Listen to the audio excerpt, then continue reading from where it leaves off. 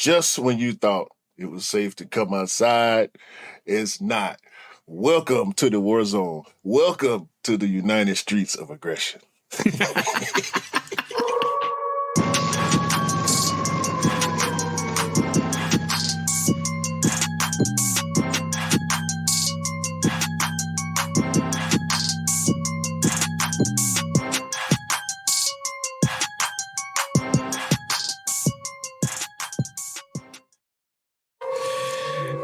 Hey, welcome back to the Shooter Podcast, episode 112, with me and the bro 808 Kicks ATL.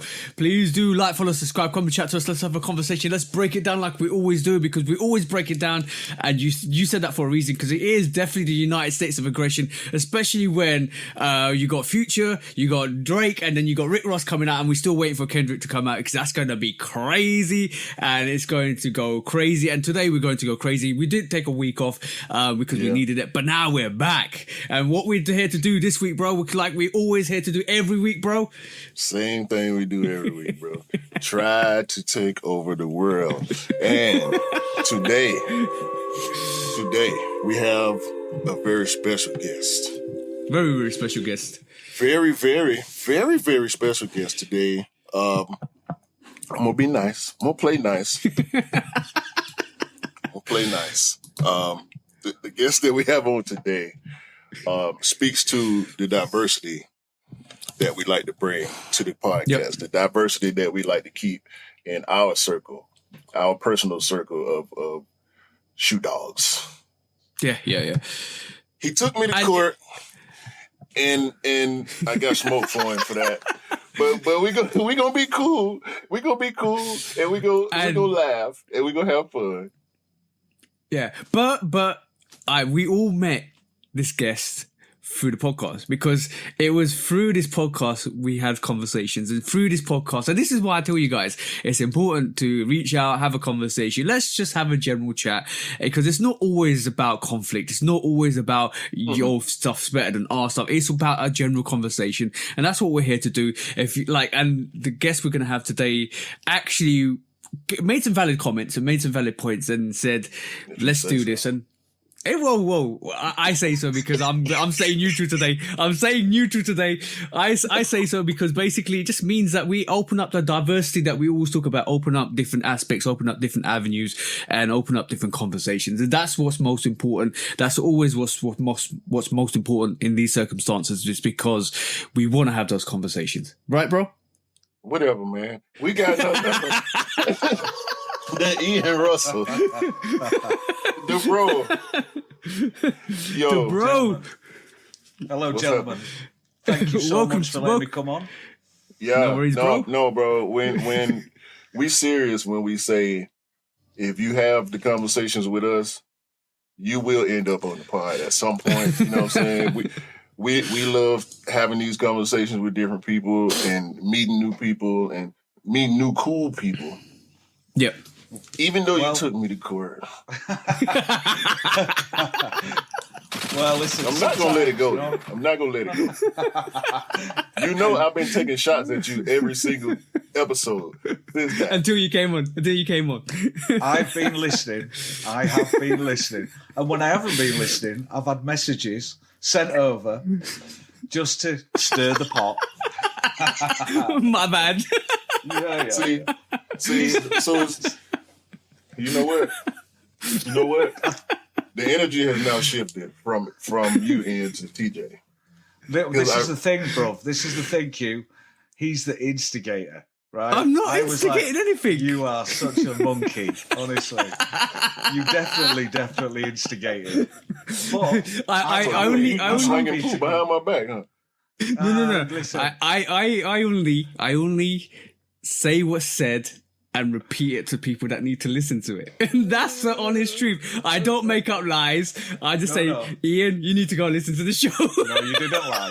There was no lying. There was no lying, but there was some stirring of the pot, for sure.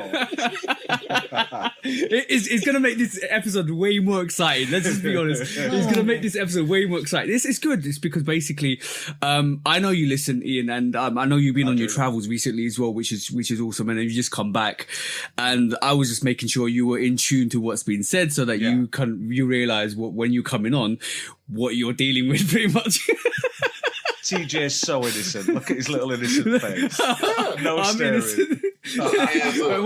What's that saying? Not guilty until proven guilty, right? No, we gonna prove your ass today. I'll tell you what, at the end of this episode, somebody might be in the dock, and it isn't going to be me or Q. Let me get my wooden spoon. You can put yourself. Hold on. No. Hey. Let me use the gavel to stir. Hey, you keep watch. You keep your penalty count close here. Yeah. You might get ejected this episode. You know, like one of the things that appealed to me about your podcast from the beginning was you two laughing, and I think that's a big part of it for me. Is, you know, I don't necessarily like love the same trainers or sneakers. I'll call it sneakers just to be good, as you guys do. But it was about, we're all old shoe dogs, as it were. You know, we all collect, and yes, our tastes may be different, but it was more about like you two laughing at each other and joking, and that's why I was listening. And then obviously I'd shout at the radio as well every once in a while when you were like, this is the best trainer in the world. And it's like, nah, it's an Air Jordan 11. Come on. What? Don't see now. Yo, Ian's already flinging. Hey, you better be careful. You better be careful. I've lost too much in these past few weeks. Okay, I'm on edge. All right. Speaking of which, R.I.P. Louis Gossett Jr. We lost Louis Gossett Jr. a couple weeks ago. OJ also passed. OJ Simpson. Mm-hmm. I ain't got too much to say about that. DJ Mr. C, legendary New York DJ. He discovered Biggie. Pioneer of what we like to refer to as the golden age of hip hop, which, you know, our generation, we call the 90s the golden era. Mm-hmm. But yesterday, Rico Wade passed. And I'm going to try not to crack up right now because I did enough of that yesterday. Rico Wade was a pioneer for Atlanta. He was the founding member of the Dungeon Family, Organized Noise, along with Ray Murray and Sleepy Brown. They brought Outkast to us. They brought Goody Mob to us. They brought so much more instrumentation and great songwriting to artists from Atlanta and around Atlanta. And other artists around the country and the world that appreciated them, and they got to do a lot of work. Rico Wade put in 30 plus years of greatness into this culture, and in every step of that way, he represented Atlanta, and he made us feel like we could do it too. He and Outkast, Organized Noise, Goody Mob, they were our pioneers for the city. They were able to show the world what Atlanta was before anybody else knew. Before the Olympics came to Atlanta, we had Organized Noise. You know, Outkast in 92, 93, Goody Mob in 1995. They showed the world what Atlanta was before the world knew, before the Olympics came here and it's turned to this transient mess that it is now. I rode through my old neighborhood yesterday. My heart was heavy. Felt like I just wanted to go to the place where I was when Rico became a part of my life. Me being a musician and having aspirations to follow in their footsteps. You know, it meant a lot to me to see them winning. It meant a lot to all of us. So I rode through my old neighborhood yesterday. I ain't been over there in a long time, you know. And I just had to reflect. And my wife been helping me. My wife is great with helping me with loss because I done lost a lot. You know, my uncle passed about a month ago, so I just been going through it lately. But I just want to say shout out to everybody in the Dungeon family, the Wade family, and Atlanta as a whole, and everybody that loved and respected Rico. Shout out to y'all. R.I.P. Rico Wade. Yeah, that's loss. That's a massive loss, bro. That's a massive loss. I know how you was feeling yesterday when I messaged you, and you dropped me a message as well. It was sad very sad to hear. But yeah, damn. Let me take these damn shades off, man. I've been wearing these shades too much. golden time in music, that was for sure. Yeah. I'm probably a little older, so I'm more like Takes a Nation of Millions to Hold Us Back, stuff like that. That was kind of my jam when I was young. As a young little white kid from North England, like Beastie Boys and Public Enemy, and then Ice-T, Ice Cube. Especially loved Ice-T, me. I really loved Ice-T. Yeah. Ice-T was him. Ice-T was him, boy. It was real, you know? It was real. Yeah. Not that I knew anything about that world, but he still felt real to me, you know? I still know all the words to like most Ice-T songs. Listen, bro. I don't even remember what I had for lunch yesterday, but I remember all the lyrics to like Fly By or Original Gangster or, you know what I mean? I'm like... Yeah, but it's really funny that because basically, just swiftly moving on to age, when you get older, don't you think you start to forget things more on the recency and you reminisce about what was happening back then because you have fonder memories back then? Not the fact that your life is better back then, but I think your recollection of your memory when you're younger is more stronger than it is when you're older for some reason. I find that now as well. Personally, I remember things way better from back in the day than I do now. Bro, if I'm 52 years old, I walk into rooms all the time and I forget what I went in for, you know? So Ian, this has been happening. This has been happening to me for the past probably 5-6 years of my life. There you go. Yeah. I will go downstairs and I get down there and I'm like, wait a minute. Let me go back upstairs and get that thought. I left the thought that I had in the room. Yeah. I have to go back upstairs. Yo, it's like a Mario. I have to go right back to the exact position I was before I went to go do what I forgot to do. Like, I left the thought up here. Let me go get that. And it's like your game save point when you have to go back to your game save point to restart the level. Yeah, auto save. Honestly, what was I thinking? What do I need to grab? And all of a sudden, 5 minutes later, you're like, oh yeah, that's what I need to grab. Crazy, bro. That whole thing about stop thinking about it and it'll come to you. That's what I do, so. Yeah, 100%. That's a good tactic. That's a good tactic. But going back onto sneakers, by the way, shout out to Rico and all the family and stuff like that, and stuff like that. But going back to sneakers today, so how's your week been? We all start off with the week because you got stories, bro. I know Q's got stories. Ian, you probably got stories, and yeah. Go on. Let's start off with Q because Q's laughing. Go on, bro. This is how old he is. He has to look up on his phone. What did I do yesterday? I forgot, bro. I went to a festival yesterday, dog. I forgot to send myself the picture, so I'm gonna try my best to put it on screen for y'all from my phone. Bro. You can't see it, bro. Okay. Okay. What is that? A concrete cinder block, bro? Them the Roblox 7s, right? It do look like the Roblox 7s, bro. It looks like the mafia didn't complete their assassination. It literally looks like half the sneakers are half in concrete. It looks like the Adidas box trainers that were the April Fool recently. That was interesting.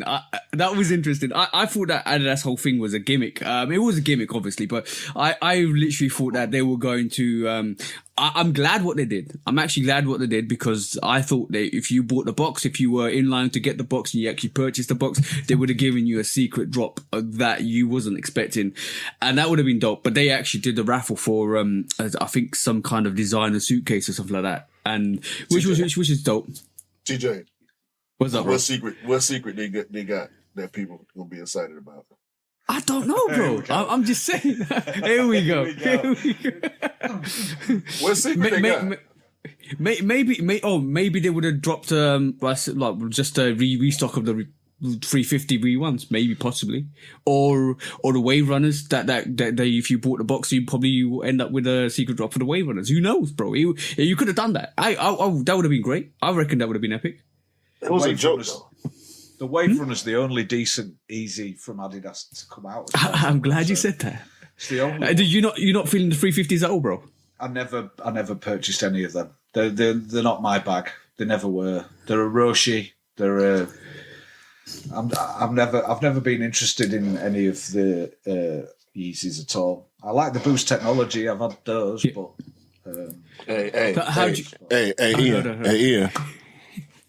Ian. Here we go. Go. You're right. It's true, right?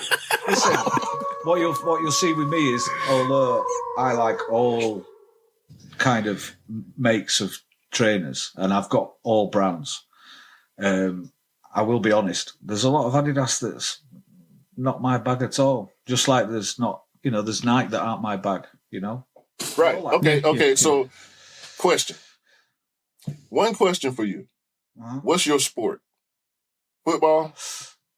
Well, I mean, me personally, I played rugby. So you're a rugby guy. I was a rugby guy, and but football is intertwined in our. No, I mean when I say culture. football, I mean soccer. Because you're from England. Yeah. I appreciate that. I appreciate. You said it right. You said it right, Q, in the first place. Don't worry. We invented it, so we invented it. We get to name it, right? I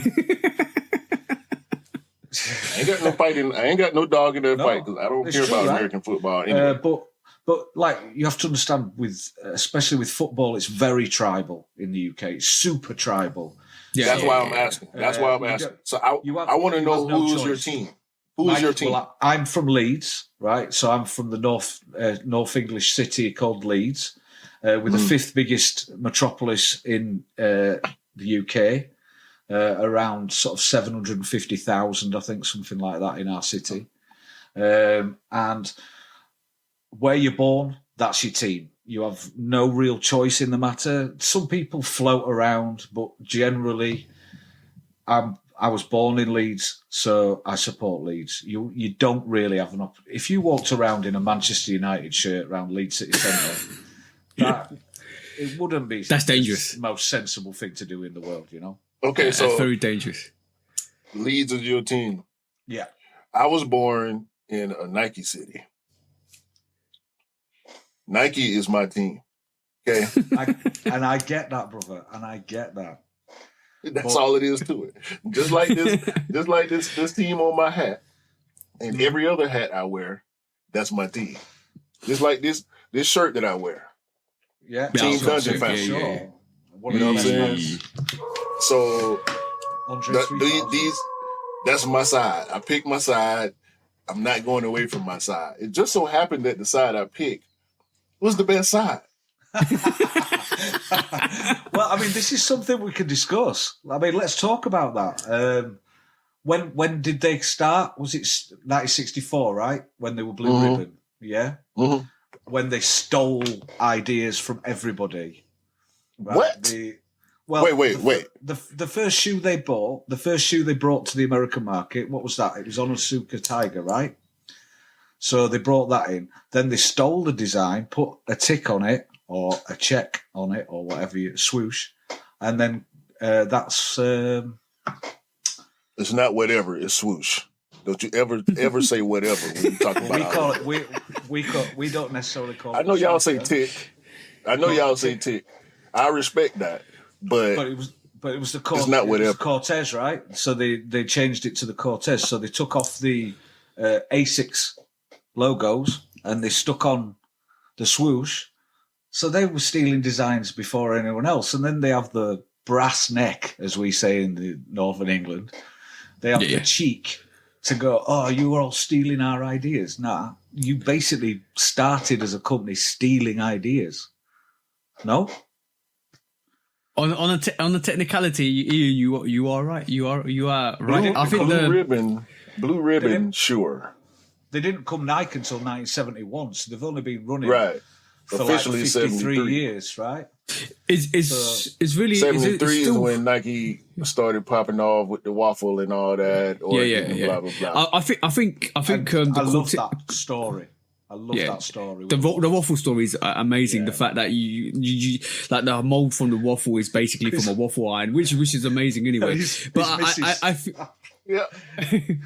wife It's really fascinating because I think they still got that waffle iron in the Nike Vault, and they brought it out in one of their lives, which is amazing, which is so amazing to see. But I think the Cortez is a classic silhouette anyway. But I think they lean towards the waffle way more because they know if leaning toward the Cortez might come with that reprimand of what you just said. Like, that's just it won't, but it's over because you was right. The Cortez is rolling out now. Yeah. The Midnight Navy Cortez, dope. The Forrest Gump's coming back again, dope. Hold on. Let me just mention the book one with the Cortez color.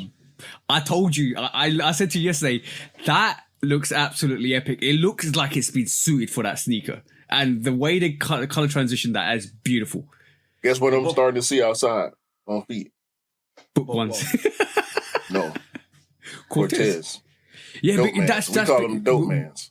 Yeah, because of the LA connection. But we'll talk about that further because that's one of the quick strikes we need to talk about. But like it is happening because the whole Samba wave currently is, and it's really funny because I noticed this a couple of weeks back. The Samba wave is causing a lot of people to look for alternatives, which is quite interesting because a lot of people are looking for what's an alternative if you didn't want a Samba, and they're looking at Cortez and they're looking at other silhouettes, which is great. But Nike started off being running sneakers anyway. We know the fact that and it's funny that because a lot of these new brands, not new brands, New Balance is a runner, Asics is a runner, Solomon's is like a runner. So all of these companies are starting off with where Nike started off with, which is running shoes, and then they started evolving into different sports, which is great because we know what Nike did with Michael Jordan, and we know what Nike did with the NBA, which is epic. And that's why I say that's the turning point in Nike's history is when they went full in like in a casino and just went, here you go, put all my bets on Michael Jordan. I want Michael Jordan. Yeah, the bastard goat did it for us.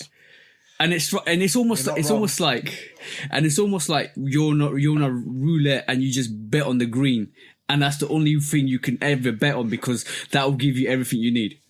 But bro, Tinker and Bowerman, and also what's the dude? The dude they took a big shit on him in the movie. I can't remember his name now. Not Howard, the other white guy. Yeah, I know what you mean. The people back then that were able to catapult the company. Guys like Tinker and Bill Bowerman.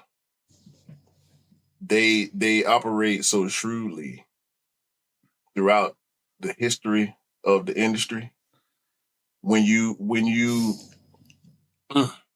they the bully, they the big bad bullies. Yeah. They put their money where their mouth is. They bank on themselves. And I think that's where some of these companies take L's is they don't bank on themselves. They don't go all in on certain things. Nike goes all in more than anybody else. Whether it works or not, they going all in. They went all in on the Scorpion. The Scorpion is horrible. Yeah. But they made 6-7 colorways and they thought we was going to give them $250. No, bro. They horrible. They trash. Stop. Mm-hmm. I tried. I can't. Look, take the wool from over everybody's eyes. The Scorpion is a horrible sneaker. It is. Yeah. Yeah. You know what? I'm going to be honest. I like the design aesthetics of it, of the concept of it, like the whole fact that it's designed from Scorpion. You turn to the outsole, it looks like a Scorpion. I like that, but it just a Vapor Max is not as expensive as a Scorpion. And I know the reason why it's so highly priced at this moment in time is because a lot of innovation design went behind it and to manufacture it, which is fine, but it doesn't. They thought they could do something in the street culture with that Scorpion, and it didn't work. It didn't work, this is why I think we're going to go into it later on. The innovation side is I think they tweaked the innovation side slightly to do something different to it, and we'll discuss it later. But this is why I think the DNs is a dope rendition, like in terms of what it's doing. We're gonna talk about that too. But we started off with Ian. You mentioned in the Samba, like, so how was your beginning? Was it you being roped into Adidas because of the football culture, or no? Right? Are you ready for this? Are you ready for this? Because I'm going to shock you now. The trainer that got me into sneakers was a Nike, and it was. Of course, it was. I'm just going to say. And I'll tell you why, okay? But also you have to understand, with the football culture, it wasn't just Adidas; it was Nike as well. Back in the day, all right? Was it now? Because I'm going to balance things out, Q. I'm not one of those haters, okay? I'm honest, and I like all different things, okay? Okay. But it was around 1979, 1980. And there weren't all the Foot Lockers and all this kind of thing. They were just mum and pop stores attached to, say, a supermarket or like a shopping area or whatever. And I went in with my mum, and there was these ones on sale, and they were bright blue with a yellow swoosh. And I saw them, and I think I've tried to do research, and I think the only one that it could possibly be is actually called Nike Elite OG, and it was around 1980. And it was the beautiful blue with the bright yellow swoosh, and it on the bed it had a blue and then a white and then the trap, and they were on super sale. I think they were like £20 or something like that at the time. You know, like one size left, nothing left, but it happened to be my size, and I rocked into school with them on, and people were going. There you go. That's it. There you go. Oh, beautiful. There's a black and red colorway too, which is also dope. Yeah, I mean, they're just there it is. Look at it. Look at that. It's just a beautiful design. They tried it with the Waffle 2 recently, but nothing beats that shape. That shape is better. It's a better, slimmer side view. And I went into school, and people were like, check out it. And that feeling. That still gets me at 52. If somebody's like, and got goosebumps right now for you. And it caught me, and then that was it. I was like, Then I wanted them, and obviously, I'll have to explain. It's crazy. A Yorkshireman, right? They have a joke about a Yorkshireman and a Scotsman being so tight that copper wire was invented by a Scotsman and a Yorkshireman fighting over a penny, and they made copper wire. So my dad was not having any of it, you know. He was like, I want £1 for £1's worth, and he would not buy. I was like, I want these, and my dad was like, nah. And I was like stuck in plimsolls. You might remember them, TJ, plimsolls. Yeah.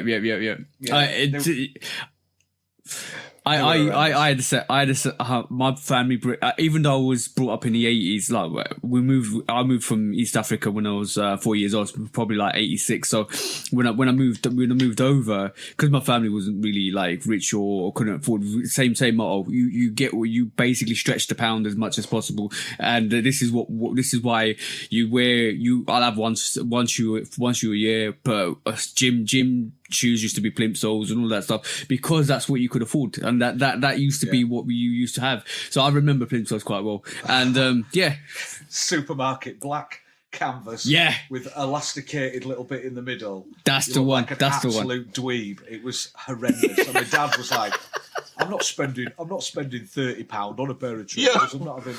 I was like, plimp soles were like what, $5 or even even that. You could buy them in a gas station. There'd be gas station trainers. So I was like, Tinkerbell plimp soles. Bro. So yeah, they were. So that was kind of like where my love, like that feeling of just everyone just going wow, and I was like, I was addicted to that.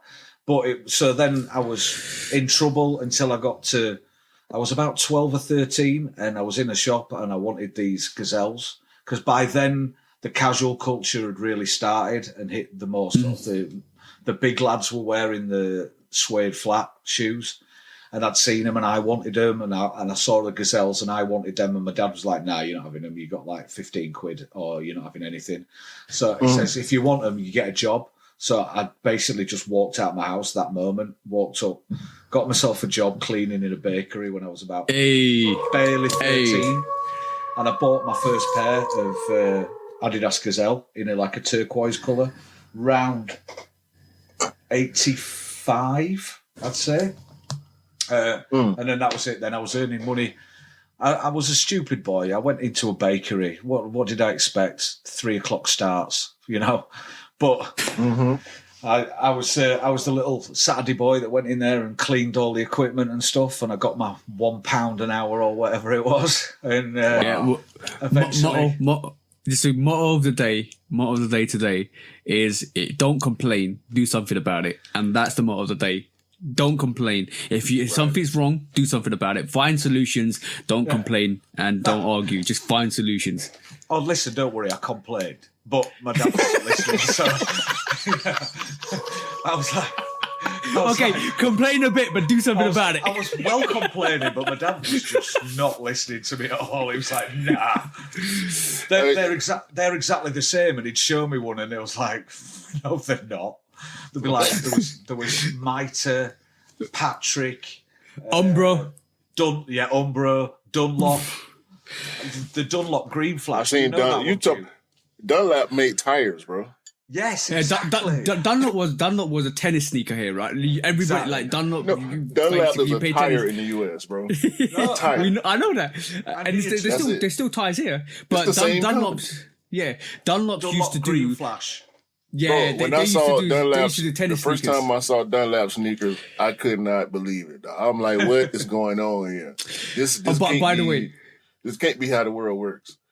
By the way, remember when Umbro was sponsoring the England T-shirt, England like full get up, tops, bottoms, sneakers, all of that stuff, bro. That was a big thing. That was a big thing in the 90s. Umbro was a huge thing in the 90s, bro. Umbro was soccer exclusive for us. If you didn't play soccer or have on a soccer kit, ain't no Umbro. You go to school with Umbro shoes on if you want to. Go ahead. Hey, listen, Go ahead. listen, Q. We suffered the same way, Q. But my dad didn't care. He just didn't care. He was like, "You think my mama cared?" No, for sure not. My mama didn't give a damn. Bro, I said this before. I had the conversation with my mom. I went to her house and I had on Fire Red 5s. And I told her, I said, this shoe that I have on right now, I have it now because I couldn't get it as a kid. And she well, if I would have known, all right, lady. Yeah. right, you should have finished the sentences. If you would have you known, wouldn't you give me still no would have cared. 125. Yeah, you No. wouldn't give me 125 to get you. No. You was not going to pay $125 for them shoes. You know what? I like this conversation is very relatable because we had this conversation with that Dark Horse and Daniel. Shout out to Daniel because we had this conversation with Daniel as well. And what you don't realize is we've been brought up it's not even about ethnicity or where you come from. We've been brought up with parents that were very strict on spending, and you have to be really, really abiding by their guidelines because if they couldn't afford it, they couldn't afford it, and they will give you what they want. Yeah, even then, they still wouldn't do it. Bro, like, because they ain't got money in for 1990, I was 8, dog.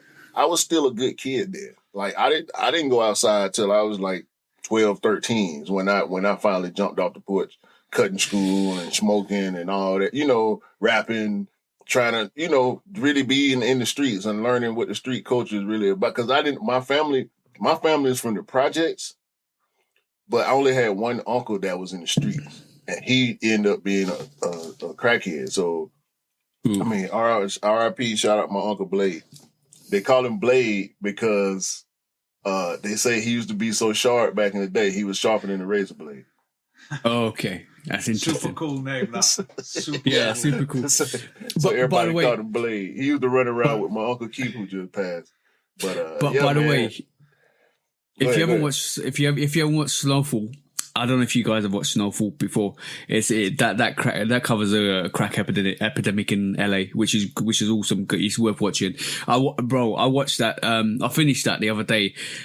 It was heart wrenching at the end. I'm not even joking. It got to me massively. You've seen it, haven't you, bro? Yeah. I didn't watch the show, but I saw what happened to the. But the thing is, because I live with the show over 3 months, and that's the worst thing because you don't get to live with it every year. You get to live with it in a short period of time, and that's it's like how a movie. Bro, my dad. When I meet people that knew my dad, they always tell me about how fresh he used to be and how talented he was and how smart he was. I knew my dad as a crackhead. Oh. So how do all these people have all this positive stuff to say about what? Because that was pre-84, pre-85. Yeah. After 85, I was born in 82. By 85, my dad was already pretty much gone. You know what I mean? He walked out. My mom told me, I'm seriousing it out, but hell, I'm here now. My mom told me she gave my dad an ultimatum on Thanksgiving Day, 1985. Either you go hang out with your dudes or you stay here and have Thanksgiving dinner with your family. And he thought it was a game. So he left out that door. And he had no way back in there. You know what I mean? Like, nah, it's a wrap, bro. Yeah, life is, bro. When we watch his documentaries and when we watch his series and movies and stuff like that, you don't realize it actually really did affect people massively like that. And it's only when you reaccount people's like stories, it's really heartbreaking. It's heartbreaking as well, like really, really. And that obviously, if you watch Snowfall, it covers Freeway Ricky Ross, which is a legitimate guy, not the rapper, it's a legitimate guy. It started about his story, but it's spun it. Out of respect, I feel like out of respect for, because he tried to sue them and everything. I don't know what happened with that, but it started off being his story, but he wasn't a part of it. No. So, due to out of respect for him, they spun it into just a story, a random story. Yeah, but the main character in that is awesome. He's British, by the way, and I didn't realize. Freeway Ricky Ross, the real Ricky Ross, is not a crackhead. No. But the thing he's is, doing very well for himself these days. Yeah. But the main antagonist in that he isn't a crackhead either. He's not. He becomes a drunk. I'm not going to spoil it, but he's not. He doesn't touch anything illegal. Like, but it's great watch. Go and watch it if you can. But yeah. Back to the story, bro. Back to the story. Nah, I wanted to show y'all some of the boots that we had to deal with. It was this one brand, XJ900, that was in all the bootleg stores. pay no mind to the actual Jordan picture over here, but like LA Gears, British Nikes. I had some British Knights. There you go. BKs were cool for a little while in the US, just like LA Gears were, but that's like kid stuff. That's like elementary. Right. You know, if you're in elementary, you could wear British Nikes, Diodoras, and Elise. Y'all know Elise? Oh yeah, Italian. It's Italian design. Right, all that stuff, LA Gears and all them. LA Gear was like the light up shoe company. Yeah, I remember that. They made shoes with lights in them and all the fake air bubbles and whatnot. But yeah, we all I think we all had the same experience with parents that my mom was not fashionable in that way. I think I copped the plea, if I'm honest. I think I copped the plea because the school I went to was more of I would say ethnic school, because basically a lot of immigrants that came into the country actually ended up going to that school. So I didn't experience the same thing, and we had school uniforms, so it kind of neutralized. Right? Yeah. It kind of neutralized anything that was to do with like wearing whatever you wanted to wear. So it became like black shoes, black trousers, black blazers, all that stuff. So it became more of a like. I hear Ian. It became more of a cheers. It became more of a like. It became more neutralized, where not a lot of people would wear what they wanted to wear, because it became more like, oh, you gotta wear this because it's the school uniform. So we kind of copped the plea that way. I mean, when we did have non-school uniform days, it was just like one day in every like so often every semester, and then you could just wear what you wanted to wear. But yeah, I was lucky in that retrospect, because we didn't have that same culture. Let's see, we didn't get uniforms until I was a senior, and the next year they were going to start making the students wear uniforms. My whole school life was a fashion show. I'm trying to tell you, from middle school, from 6th grade to 12th grade, every day was a fashion show. See, we didn't have that. We were in uniform, but it was still a fashion show, because with the the football culture, the clothes and fashions that people were wearing, the whole reason it got smarter was to avoid police detection. Originally, Martin broke this down for us too. Go ahead. Originally, it was they were in sort of Doc Martens and bother boys because they were out fighting, but then they had trouble with the police because they were easily identifiable. So what they did was they started dressing in a more, like they call it, sort of quiet luxury way now, where they were wearing Fila, a less Sergio Tacchini, things like that, like the more... wait, what's their last brand? Tennis. Sergio Tacchini. I don't know. Yeah, I heard it before as well. They were like tennis stuff. And so they'd wear that, and they wouldn't have a short haircut. They used to have quite long hair in like a, quite long coming down just below their eyebrows. Yeah.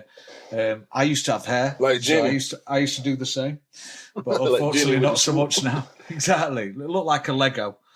A bowl. And so, yeah, they wore that to get away from being nabbed by the police all the time. So the style was... you'd wear older people's clothes. Like, for example, there's a golf brand called Pringle, and we used to wear Pringle sweaters. They had like diamonds on them. They were proper old. They were only worn by golfers, and then we started wearing them. So also there's a French shoe brand called Kicker, and you can still buy Kickers now. Yeah, I remember Kickers. So what we'd do is we'd wear like a Pringle jumper with a pair of Farrah's trousers and Kicker shoes. So even though we were in uniform, you were still kind of flexing. Yeah, I think when Reebok Classics came about, and that the all black Reebok Classics was popular with the people that could afford it, because it was still an all black sneaker or all black shoe that you could wear. Yeah, exactly. But see, Reeboks were like the minimum for us. Reeboks, K-Swiss, Eastland, Y'all got Eastland over there, like the boot company. No, the boot. Bro, I remember, and I hope I got some Atlanta people, some Georgia people watching. I know I do, but I know I got some U.S. people that's gonna remember Eastland, especially people from probably up north. Yo, Eastland came through when the Timberland Constructs was ruling the world.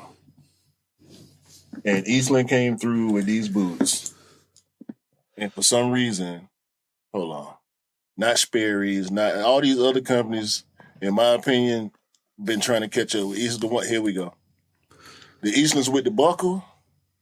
Ooh, that should be dope. Listen. Because they're kind of like Lows, a Timberland boat shoe, aren't they? Yeah. Bro, but it's a whole boot with a shoe kind of vibe to it. You know what I'm saying? Look at this, bro. Look at that, bro. That is so hard. Because we was doing khakis, duck head. So we started doing sweater vests, like the whole preppy style, polos, dad hats. We was doing skippers, bro. We went through so many phases in Atlanta with styles, dog. Like Cartier glasses, Versace glasses with clear frames. Ain't no medication in them shades, dog. They not shades though. They glasses. Dudes would walk around with clear frame Cartiers, clear frame Versace glasses with polo sweater vest and some polo skippers and khakis like they finna go yachting. But they got a pocket full of stones. But that's very similar. So you're doing similar kind of. This is what I mean, and this is what's cool about this kind of community is already we're finding similarities between each other rather than differences, and that's kind of what it's about, isn't it? You know, like we were doing the same. We were dressing up as like preppy or our version of preppy, you know, for different reasons, but for the same reason, kind of thing. Similar reason, you know? Yeah. You just wanted you wanted to kind of go undercover, like you know. So but the thing is, it was always about being fresh and clean. It's always about being like you know, fresh. It doesn't matter what brand, as long as you bring it. That's the most important thing. We could wear any brand, but as long as you have confidence and you're fresh and clean with it, that's all that matters. Hey, Pimp C said it best, bro. It don't matter what kind of music you make, as long as it's jamming. Yeah, Q said it best.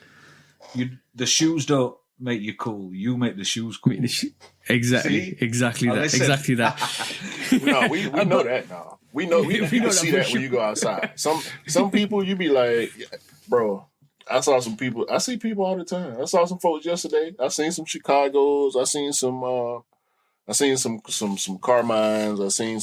I saw a lot of Sambas. I saw some 550s. Like I said, I saw some Dope Mans.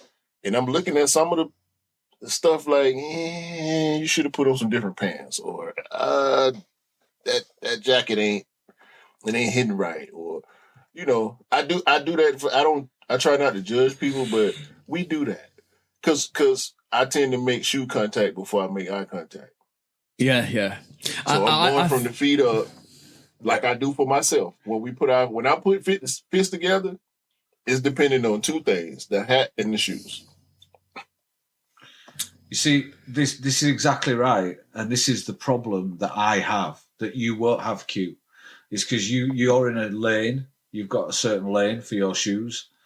I'm all over the place, so I need outfits for different shoes. Like some of my terrace shoes, I can't wear them with the baggy stuff, but then the runners that I wear baggies with them. You know. Have you ever cross-branded? Have you ever cross-branded? No, I never cross-branded. Never doing that. I'm sorry. Round of applause. No, never. Applause. All y'all out there cross-branding. My wife told y'all weeks ago, it's dumbass behavior. Stop it. It's not good for the community. Correct. Your wife is correct. We would not claim y'all. Okay, none of us claim y'all. No. So what drew you to because you started off with liking the Nike Elite. So what drew you back to like Adidas? Not back to Adidas. What drew you to Adidas? I think if I'm honest, it was my environment. You know, I was around the big Hooligans. lads. Well, I knew them. I wasn't one. But Sure you weren't. no. I was. Ian was not a hooligan, y'all. No, he was not. absolutely not. Hooligan Absolutely behaviour. not. No. But I kind were of hooligan looked up to adjacent. those boys. I was hooligan adjacent. I like that. But I used to see the big lads wearing stuff, and then obviously I wanted to imitate what the big lads were wearing. They were going off to the football, and then at that time there were more and more styles of the Adidas shoes coming through because of the northern football teams travelling around Europe. They would travel around Europe and they'd steal everything because over there they didn't have the security on the high-end shops. So that's where all the Fila came in. That's where the Stone Island came. That's where the CP company came. And that's where all of the different Adidas came in. And back then... How old is Stone Island? Stone Island's 70s, is it? Yeah. 70s, Wow. something like that. I'm not a Stone Island aficionado at all, but they because I couldn't afford that. But they were stealing it, bringing it over, and then they'd wear it, and then they'd wear it for a little bit and I'm sure the same for you guys because we're of a similar age. You wanted to be different. You didn't want to be the same. Now these people all wearing the same Travis Scotts or whatever, I just don't. It doesn't compute to me, and I think that is probably why I've got the trainer collection I have. Is because I don't want to look the same as everybody else. I want to have something a little bit different. I suppose that's why I've got quite a lot of collabs because at least then 9 times out of 10, unless you're going to a sneaker event, you're not going to bump into somebody wearing the same stuff. I think that's just the same. That's just, a lot of people right now are moving the same way because unfortunately it means that everybody's going to everybody's going to have collabs. But a lot of people are moving more technically to get collaborations or special sneakers or like this. Honestly, I love the Soulfly 8s. I love it to bits, and and my love for the 8s is growing massively. But I got that because not because you couldn't get it here, but I got that because you couldn't get it here. And that's and it means if I do rock it, you wouldn't have cared. You I wouldn't wouldn't have cared. I wouldn't. If Offspring had it. If Offspring had 50 pairs, I would have got it still. You wouldn't have cared. Don't try to put your love for 8s on exclusivity. You fell in love with 8s with the Rui because of the design. You didn't know 8s. I know yo. Come on, bro. Don't do this. Don't make me expose you. My love for 8s grew massively over the last couple of years. Yeah. But it means that you can just right this moment in time. There's others like the Awake. If I love a sneaker, I'll always go for a sneaker. That's no dead given. I will always go for something I love. But if it makes it a bit more special when you can't. It's very hard to get as well. Now this is why some of us still love that exclusivity because we desire something that nobody else has got. Exclusivity will always play a factor, bro. Like Ian said, yeah. I got sneaker event tucks. See what I'm saying? I got stuff, and some of this stuff, like my Sashiko 4s, I already know I could pull them out any day and crack everybody in the building. Everybody. Because that shoe didn't drop in the US. I've seen it on foot once. Other than my pair. I've seen it once. And I walked straight up to him. I was at work. I was in my work uniform. Clothes, I'm not 808 Kicks. This Q. This work Q right here. Nah, bro. Listen. I say, where you got them from? I kind of tried it. I said, where you got them from? Overseas, right? He said, yeah. I gave him an in. I gave him an easy in. I said, what store? What's the one with the B2? Gotcha. Same place I got mine from. I said, same place I got mine from. I said, I done wore him like 2-3 times. This was a tattoo artist. He was standing outside of the tattoo shop smoking a cigarette. And I just had to, bro. Because I made sneaker contact. So I had to go have. Yesterday, I saw a guy with Bolt Hirachi 2K4s on. Ooh. Bruh, I promise you. And he was so tacky. Shout out to bruh. We followed each other on IG. His outfit didn't have nothing to do with the shoe, dog. I mean, he had on like a tan, like with some bright green and black 2K. He walked past me, and I couldn't take my eyes off his shoes. I said, "What is going on? What is going on right here?" 2Ks, bro. And you don't see 2Ks every day. And that goes back to what you said, Ian, about you want to be you want to be exclusive, and all of a sudden you like that admiration of like when somebody looks at your sneakers and oh damn, they look nice. I think our core essence is drive by that. It's like the needing for self-validation is a massive drive for us. Yo, bro, they look dope. Hey. That's dope. That's out there as well. That's very out there. I had never seen these in real life. Seen pictures, but the man walked past me with them on. I had to go talk to him, bro. And he was ready to talk. I had to walk away from him because his girl was standing there waiting on us to stop. My wife would say the same thing, Q. I get the same. My poor wife. You know, the only person I've actually seen do that is Dell. Shout out to Dell, because every time he sees a great sneaker, he always stops the person and has a conversation with them. You know what? Like I said, our core essence is to find that admiration and to feel validated. And I think that validation is a lot of sneakerheads will admit it, but that's our core essence, is to get that validation from what we rock and what we fit. Because let's be honest, a lot of us sneakerheads put a lot of effort into what we get, what we fit it, how we look. And when somebody compliments you out there, it's like, yeah, I feel like I've done something right. And that validation is a massive, massive part of being a sneakerhead, I reckon. You know what though? I'm gonna semi-agree with you. I have to feel like it first before I let anybody else see it. You know what I'm saying? Yeah. Like it has to hit me right here in the middle. For and me, that's where the effort comes in. I need people to see this. Yeah, but I need people to understand how I put it on. Because it's all representation. It's I think it's projecting. I'm projecting my vibe out on everybody else. You know what I'm saying? So if I don't feel right about the vibe before I even step out the door, it's been times, bro. I turn the alarm on, get in the car and everything, and be like, "No, man, I don't feel right." And it goes back to your comment. It's the way you fit in and the way you rock it. If you feel confident in it, and like this is why, like I said, you when you have that fit, when you have like I want to put this and this and this together because I feel good. I want to rock it, and then when you get that validation, it's like a check in the box. Like I did something good. But that's where all the effort comes in, because like as a sneakerhead, we just don't buy sneakers. And you're going to probably agree with this. We buy the fits to go with it. We buy the stuff that goes with it. Like some people go to the extremes where they actually put like socks on to match their sneaks, to match their joggers, to match their hoodies, or like I'm picking up varsity jackets to match my sneakers. That's a massive effort.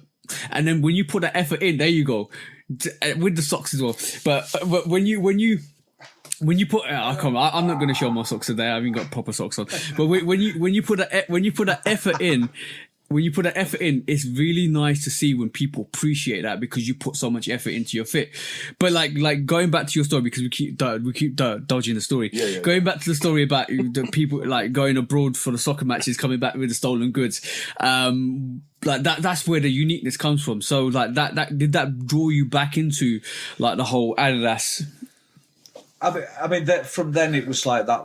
It was all Adidas. I mean it comes from the football, the soccer, the casual fashion, and that was sort of the 80s. You know, it wasn't just the flat suedes; it was the tennis shoes as well. We were more kind of the Ivan Lendl guy. There's a one of my favourite shoes of all time is Lendl Pro, Adidas Lendl Pro.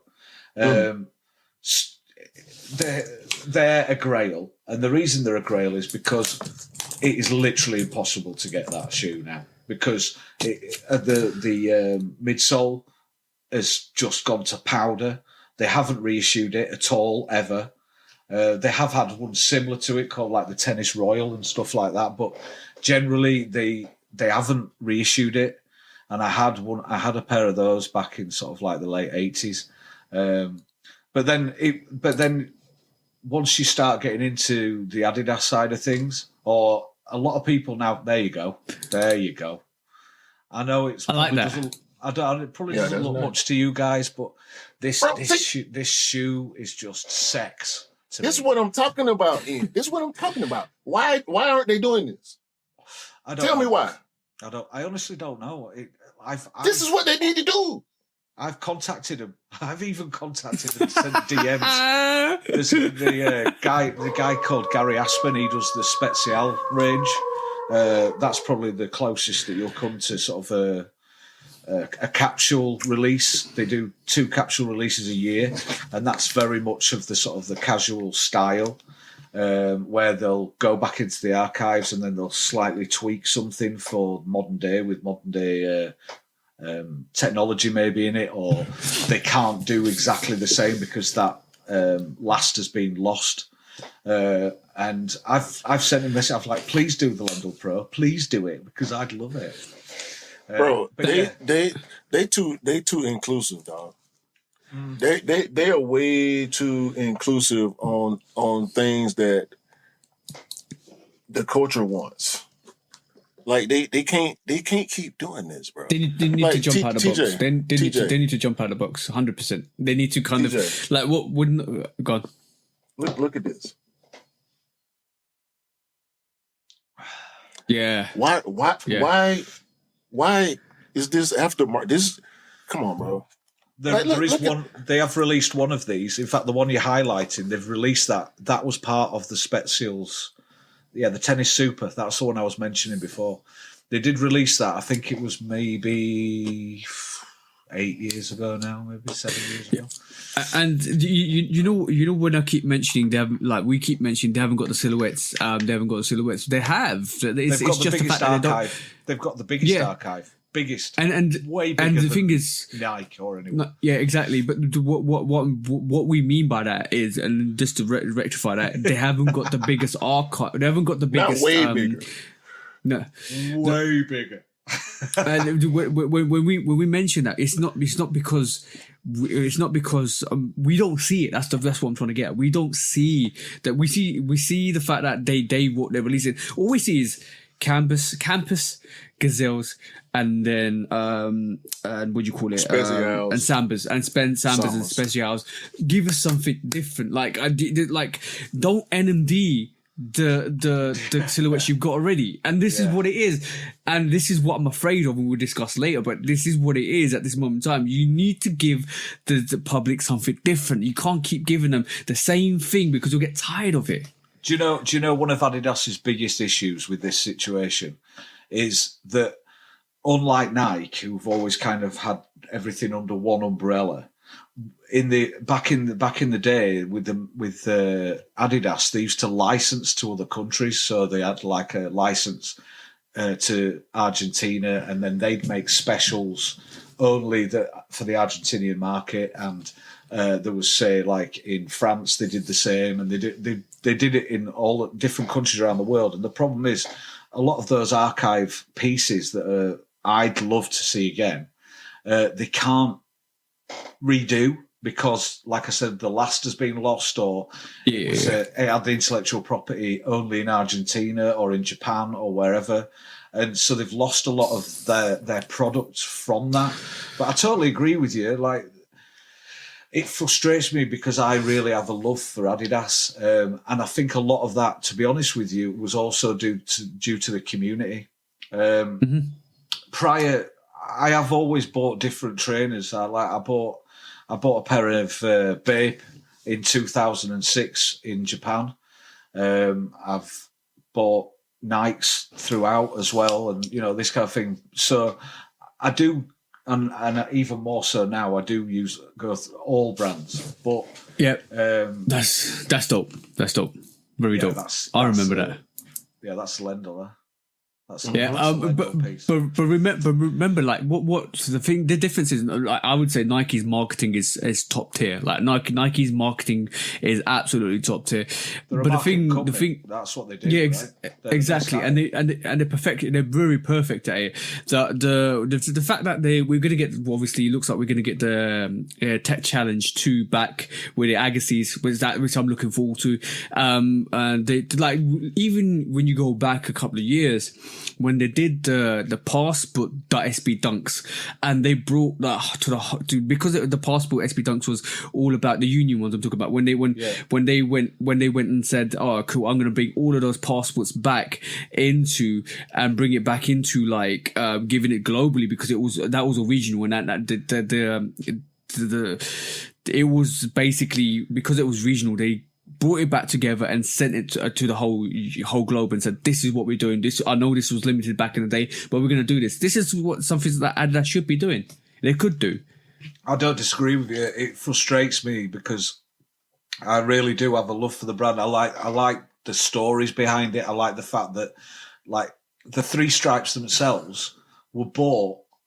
Oh, this is like, whether it's folklore or not, but I've heard this from numerous sources that the three stripes was bought off the brand Kahoo in 1953. Yeah, I've heard that too. $1,500 and 2 bottles of whiskey.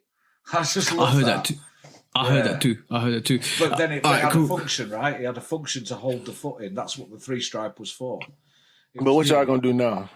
Because we coming for that market too now. Yeah, The field general is the field general, this black and white field general is about to move around.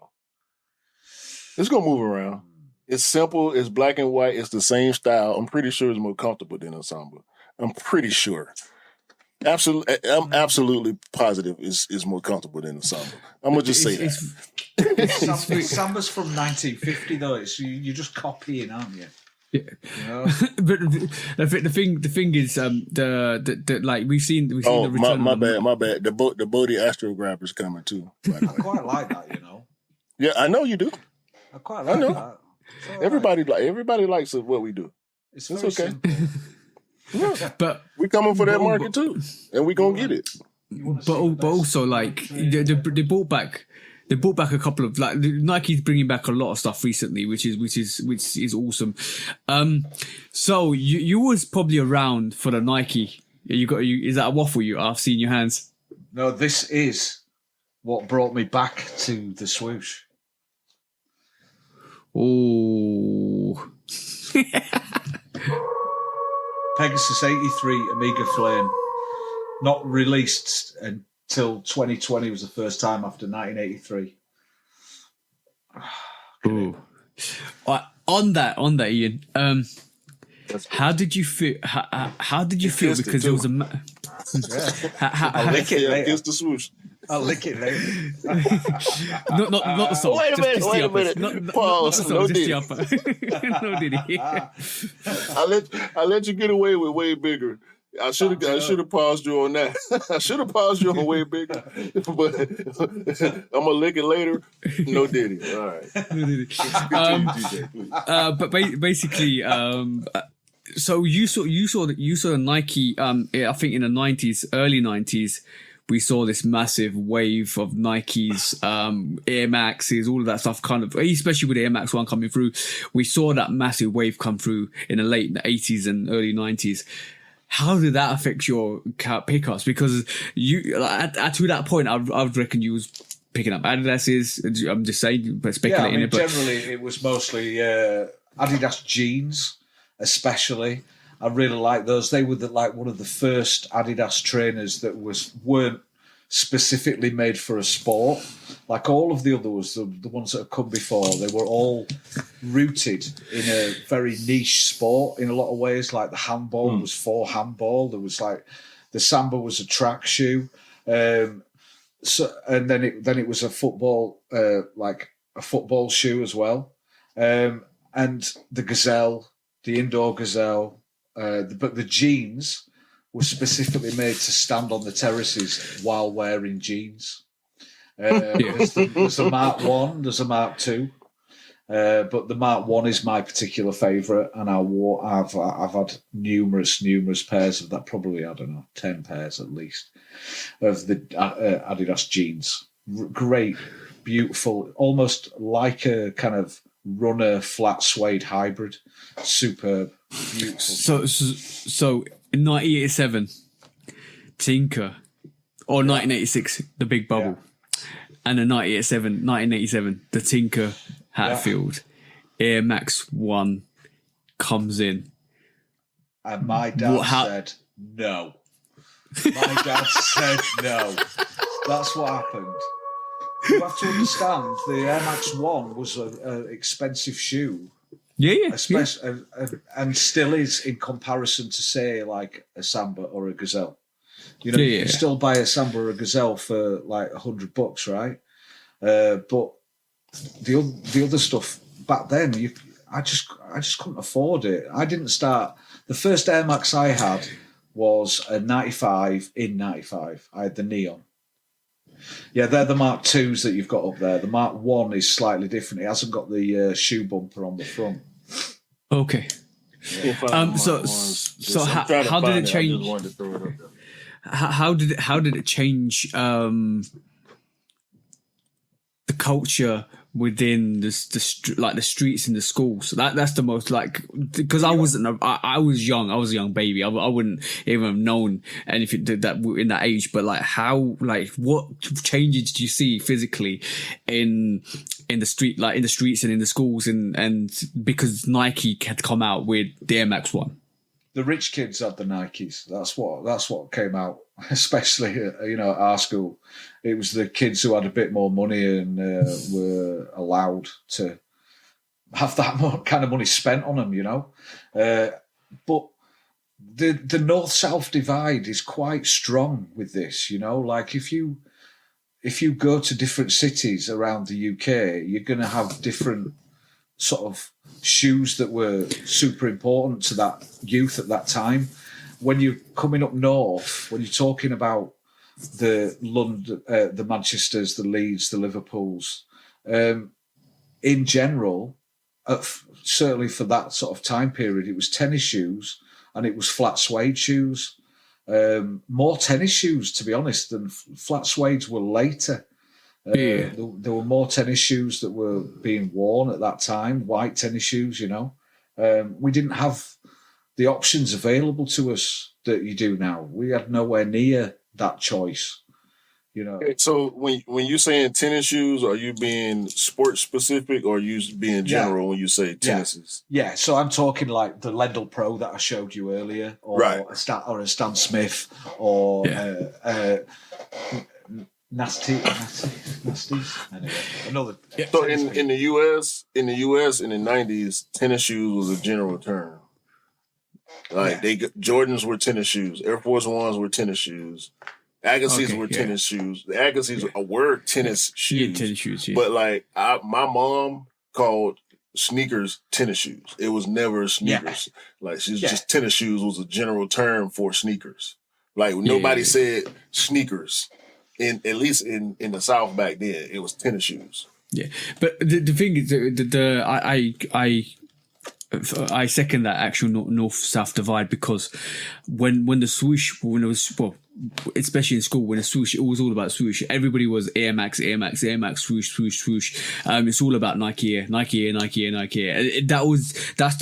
probably the first memory I have of sneakers is basically, Nike Air. You gotta have a swoosh. You gotta have a Nike Air, and that was massive in London because it was like it's a culture. The divide is massive. Like when we think about it, because when you go up to school, like if we're gonna talk to Scott, who basically he picks up sneakers in Scotland. They don't wear Jordans or Nikes. They don't wear stuff like that. And even though you have shops, even though most of the people that actually pick up sneakers are either true sneakerheads that actually migrate from down south to north, or they're people that actually retail sneakers. And that's what the actual Scotland, the North and South divide is. And you see that more because a lot of people up north wear more Adidases than the people down south. I mean, this has changed, I reckon, realistically over the last sort of 10 years. Yeah. Because of influences from everywhere, and obviously with the internet and that. It also goes down to availability as well. Now Jordans are everywhere. The younger ones there's a lot of them. They're all wearing the Jordans and stuff like that. It's just that from me growing up, Jordan was never a thing, you know? No. And I think that's where this whole like joking us versus them thing comes from, is because it didn't even reach the dial where I was from. You know, a little white lad from the north of England. It was everything. It wasn't about basketball. It was everything for us.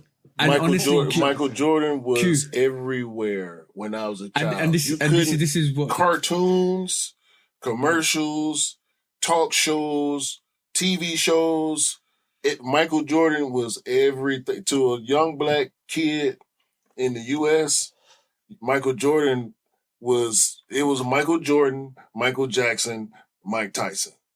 All the mics, the three mighty mics, and we were obviously very aware of Michael Jordan, but there was no games on the TV. There was nothing like that. I mean, the biggest American thing was American football came over to the UK around in the 80s, and so there was a lot of that going on. I really liked the LA Raiders at the time, and the reason I liked the LA Raiders was because Ice Cube had an LA Raiders hat on, right? All the time. NWA and stuff like that. So, from my love of the hip hop side of things and what he was wearing, and then when they all came over and played at Wembley and stuff like that in the 80s, so the American football thing was available to us, and we watched that. But there was no basketball games on TV. There was no I was still aware of him. Obviously, I was aware of him. I mean, he's a worldwide international superstar. And I can second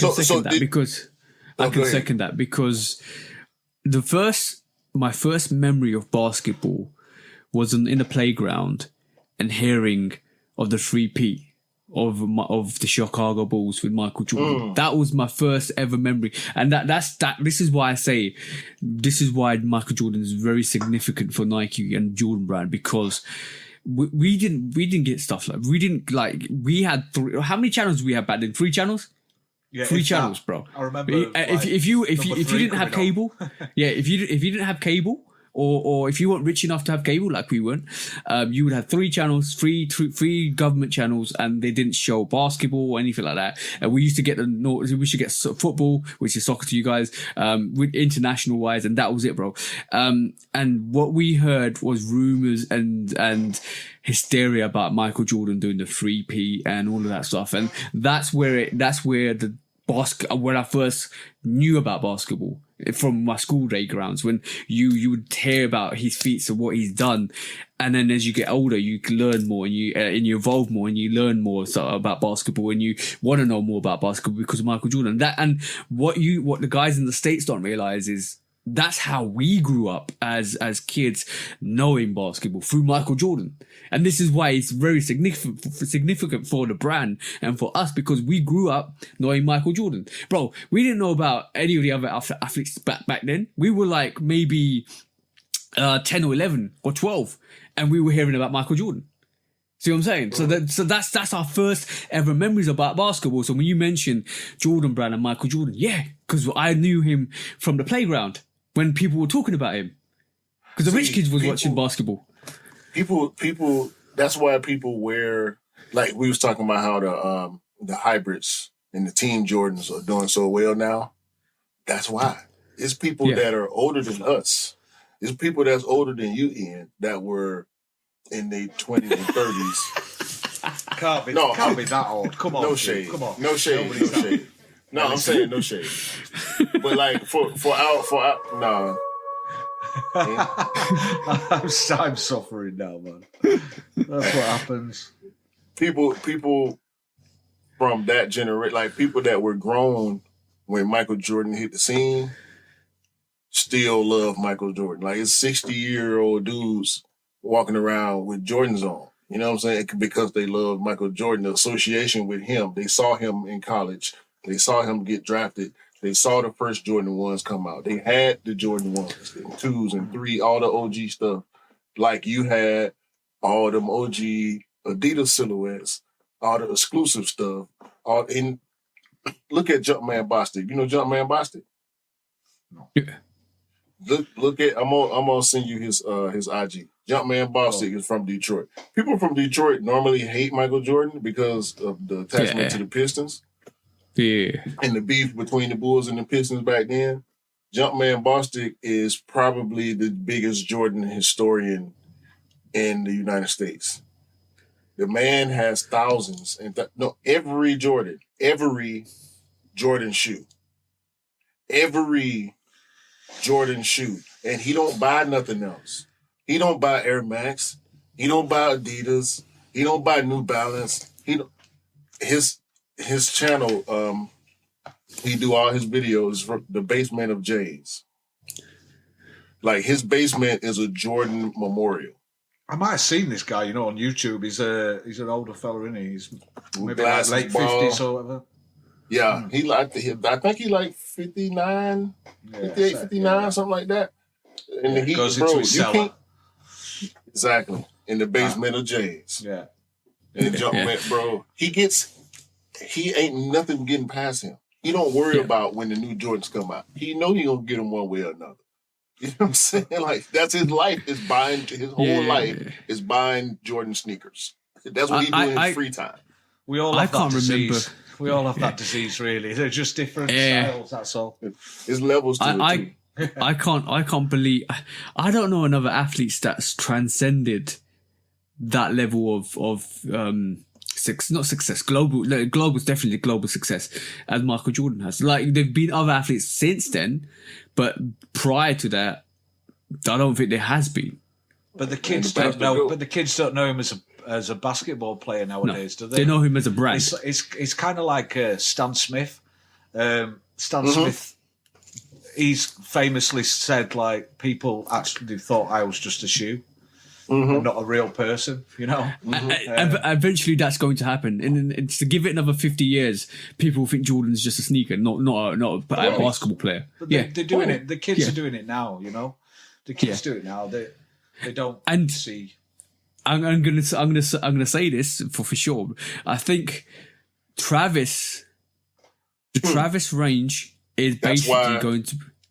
That's why Triple H said what he said on Sneaker Shopping. Yeah, Travis Scott is more relevant to these kids now than Michael Jordan himself. Yeah, and I agree with that. And the more I thought about it, because I was disagreeing with that, and we had that conversation outside the pod. But the more I think about it, the more I kind of agree with it, because now I believe in about 20 years' time, the kids will be looking at the Travis range as similar to like we look at the Air Max 1 range, because that was their thing in their heyday when it was growing up. Because they'll start looking at the Travis 1s, Jordan 1s, Travis, Jordan lows, the trainers, all of that Air Maxes that he's done, even the Jumpman Jack sneaker we're gonna get.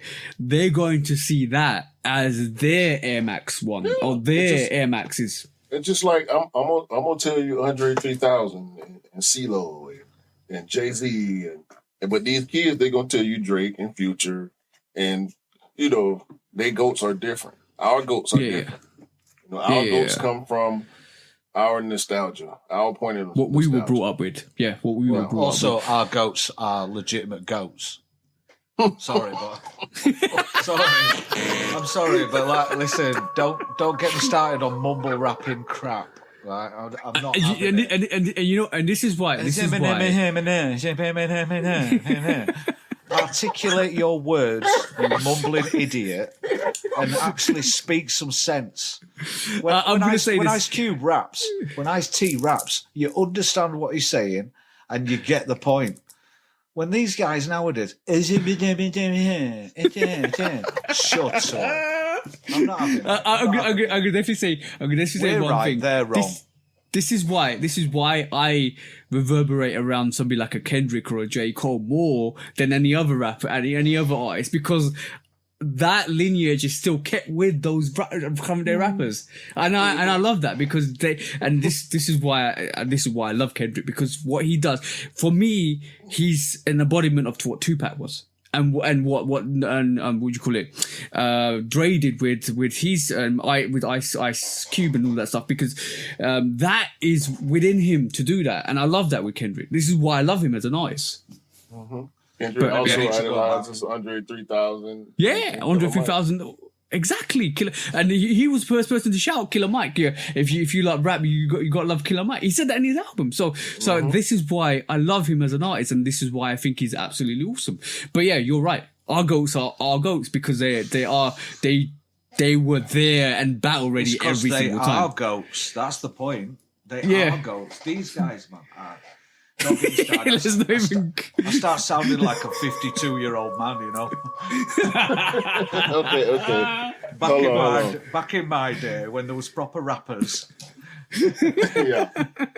Let's not do that. Okay, cool. Shall we, bro? We need to move on to our quick strats, but before we do that, what we like to always do on this channel. You already know, Ian, what's coming. Loose shoes or dump, right? I probably got two for you. I got two for you this week. Loose shoes or dump. Okay. You know the premises of this. You can lose one, you can choose one, or you can dump one. All right, cool. So basically, for those who listen for the first time, if you dump it, that means it's gone out of existence. If you lose it, that means Ian loses it and he gives it to everybody else. If you choose it, means it's generically for everybody. That's fine. So loose shoes or dump. Are you gonna pick trainers, sneakers, or Crips?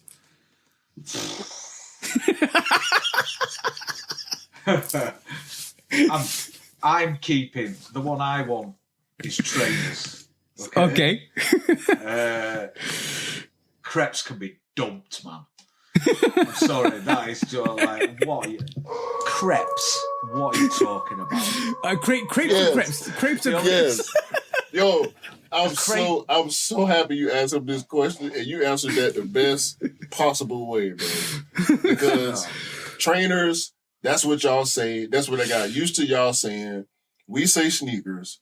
So you gave me sneakers. Yeah. Y'all got trainers. Yeah. Crepes I don't like that word. I never did. It remind me, crepe is a little pancake. Great. Yeah, exactly. Exactly. Okay, I might do it two more then actually. Because this is a quick French restaurant or something. Come on. Right. I mean, we always do this with the That's guests. a great crepe. When you hear crepe, I think about hey, bonjour, no. Q, say it properly. Chris, you gotta say that's the one I want. That's the one I want. I like Ian's version better. Next up, and you gonna end up on the soundboard, Ian. All right. I need to write. I need to write that down. And next up is loose shoes or dump, OG, GR, or collaborations. Now, do you know, I was thinking about this the other day because I've got a lot of collaborations, but you can't. OG is less important to me, okay? Because I don't have shoes for a particular team, or like you've got the Chicago ones, or these are the OGs, right? The Black Toes, and all this kind of thing. For me, I'm not overly concerned with the OG, to be honest. So that would be gone for me. Well, you're dumping the OGs. Yeah, I dump the OGs, and I've got to keep the general. I've got to keep the GRs because, otherwise, little 12, 13-year-old me wouldn't have been able to buy those gazelles with his bakery money. Right. And I'm keeping the collabs or the collabs. Oh, so you're choosing the collabs. You're choosing the collabs, losing the GRs because it means everyone else can have the OGs. But no. You're dumping the OGs. You're dumping the OGs. I'm dumping the OGs. I'm keeping the GRs for other people, and I'm having the collabs. Okay. That's interesting. Cool. That's the first. Is that the first OG dump? No, that's the first OG dump. It probably is because other people are like the Jordans or whatever, and I do understand. I'm very aware. Well, OGs don't. aren't only Jordan. I mean, it's Yeah, the term. Well, most of the time we use the term, we're talking about Jordans, but OG is not Jordan exclusive term. No, I right? understand Every brand that. has OG. So whatever brand we've been talking about a lot of Adidas special stuff that you just got rid of. Yeah, You did. I know. But I couldn't get it anyway because my dad won't buy it for me. So there you go. Let's not just put it on Jordan. You know. No. But I'm Your honest with you, I'm not collection bothered about a red or a blue Air Max 1. I kind of like the weird and wonderful ones. You know, that peacocking me, because I'm going to call it peacocking. Mm-hmm. Yeah. You know, anybody that says that they don't wear stuff so that other people like are going to blow steam up, it's lying. They're capping, right? So I do like to stand out. So I like to be a peacock, and I've ever since that 9-year-old boy had those Nike Elite on, and everybody started going, that feeling. Yeah.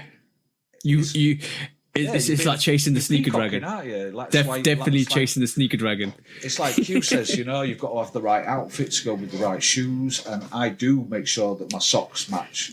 I do make sure that everything, because if you've got a brown trainer on, if you've got a brown sneaker on, and then you get like grey socks, you look like an idiot.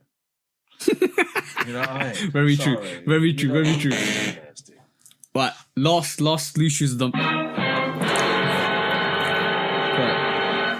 Yeah, Campus Jordan's gone.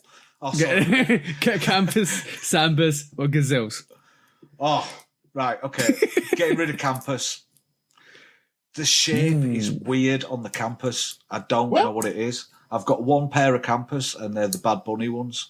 But yeah, Campus are gone for me. I don't like the front of them. They're a bit weird looking.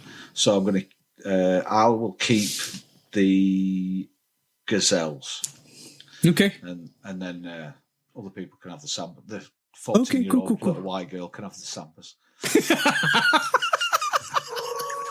What a take. All right, cool. And to round off this whole segment interview with you, buddy, we're going to do this. What sneaker are you introducing, or what are you introducing, not sneaker, what are you introducing into the gas station? Because we discussed this before and you had a hot take. The gas station sneaker for the gas station topic for this week. What are you introducing to that gas station? I forgot about the gas station. Yeah, because Ian reminded me before this. He was like, but you remember Room 101? I said, yeah, we already got that gas station. Yeah. What are you introducing to the gas station this week? Okay, so Q, first of all, I've had a wonderful time chatting with you, and I don't want to upset you, but Jordan 11 is gonna be out. I am sorry. You can put your sunglasses on all you want, Q, but I'm sorry, mate. A patent leather shoe should only be on a 4-year-old girl in a party princess outfit on a little shoes going to a little party. Patent leather is not built for a man. It is wrong. It looks silly. It creases and is absolute gash as far as I'm concerned. And I hate he's doing this, Q, because we're getting on so well. We're having a good time. We're having a laugh. But anybody that wears a Jordan 11 trainer and then put them in a suit, you are a goon. I'm sorry. I'm so sorry. Okay, this week, hot take from me and is we're putting Jordan 11s in the gas station. any patent leather sneaker is I just can't. They are for little girls with the little princess party dress on, and they've got the little patent leather shoes on, and they get excited because they're going to a little party. That's why that's why they're going in. All right, so I've given you a reason why they go in, as well as the fact that I just I respect your opinion. All right, episode 112, Shoot Out Podcast. We appreciate everybody tuning in. I'm sorry to anybody from America who's listening to this. I do apologize. Buy what you like. Buy what you like. Rock what you like. I like the diversity. I love the No. You stop talking now. We would never have Ian back on the podcast ever again. I'm about to block him on Instagram. I'm blocking him. As a matter of fact, let me do it right now. Instant block. Instant block. It's funny. Like we'll on Ian's behalf for this week, we'll introduce to get Jordan 11s into the gas station. No, we will not. I know everybody. We will not. I rebuke you, say. Yo, bro, you called them hot boxes the other week. Because you shouldn't wear them in the summertime. No, you shouldn't wear them sometimes. You shouldn't. To be honest, Ian, you had your turn. You had your turn. All right, cool. Let's swiftly move on to some quick strikes this week. This would never happen. So for first quick strike is we know Nike's did Paris week or Paris Olympic week this week, so they showed out. They literally showed out this week with some innovations. Where's Q gone? He's left in disdain because this Northern English lad has just slagged off a sacred pair of 11s. No, it's blasphemy. It's slander. It's blasphemy, and I don't appreciate it.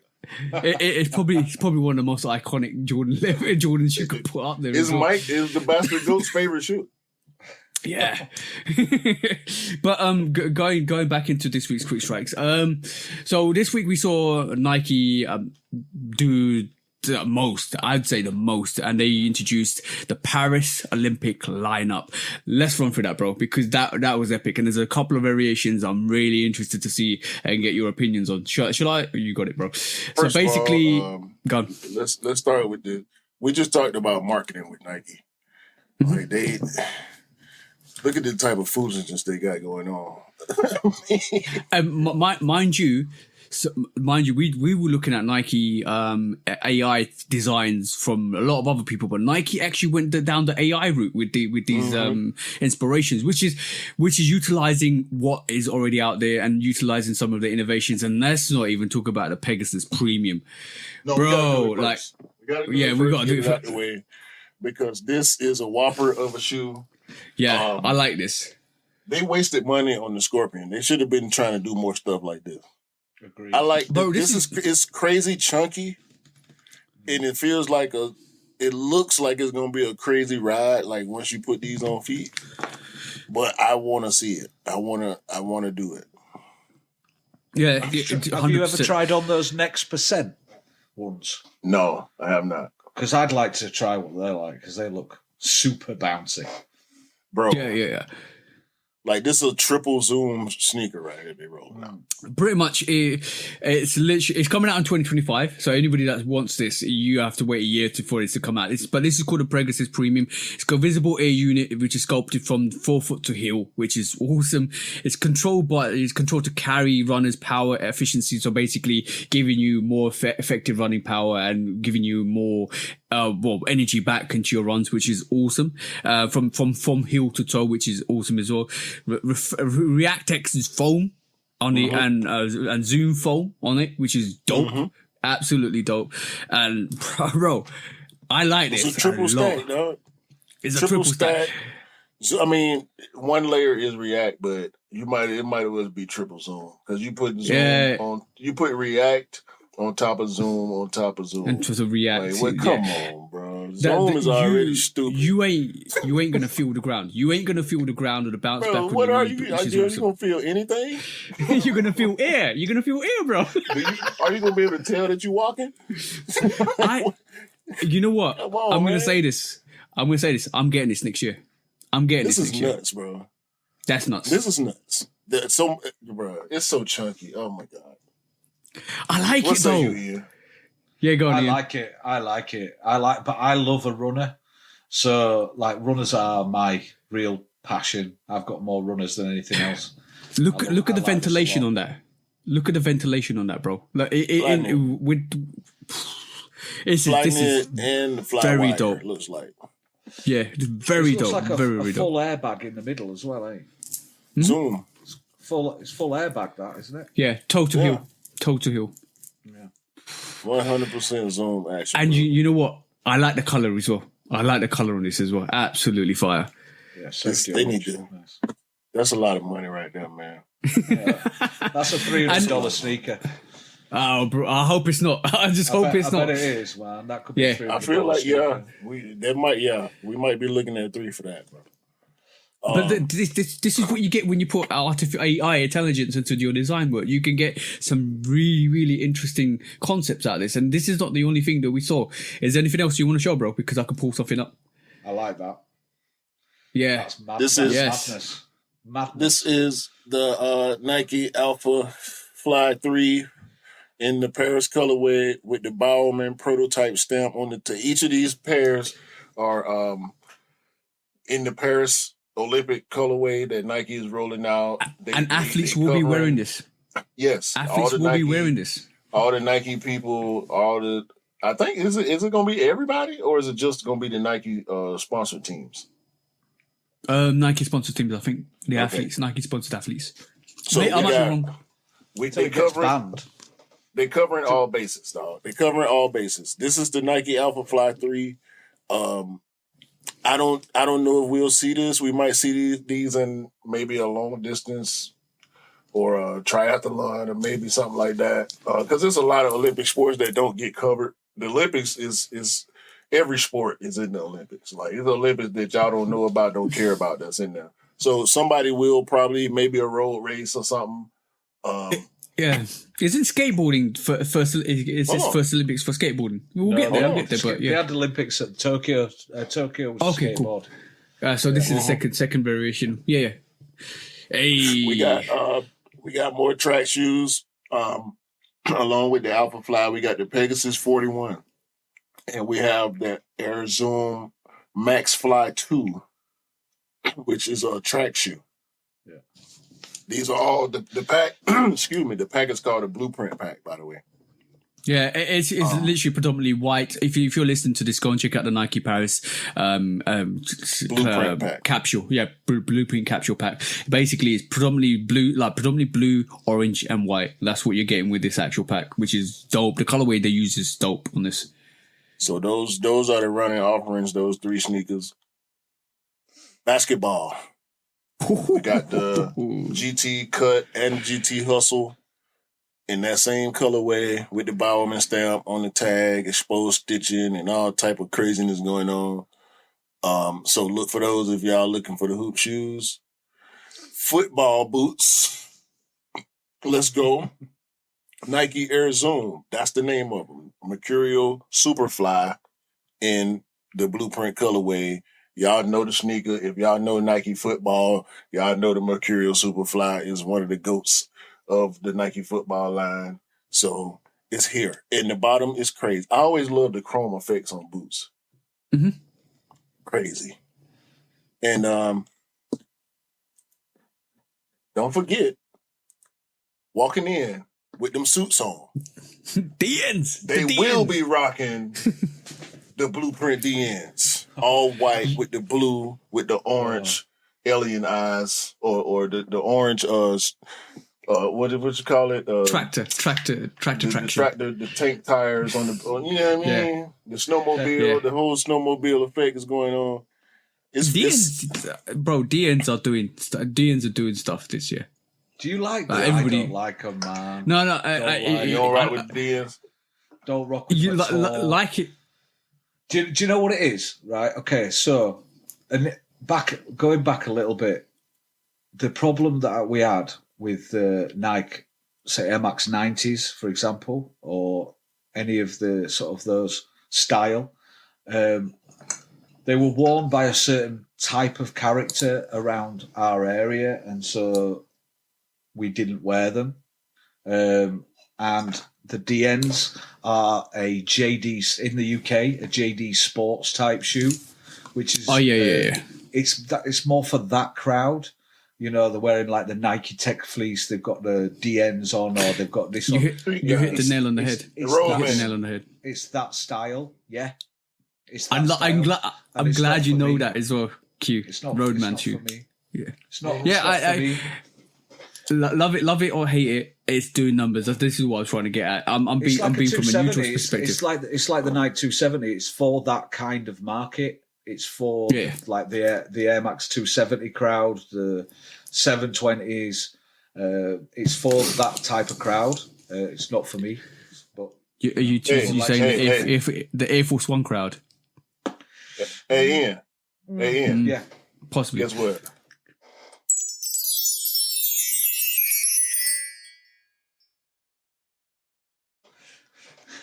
Q's tip of the week. What have you got, bro?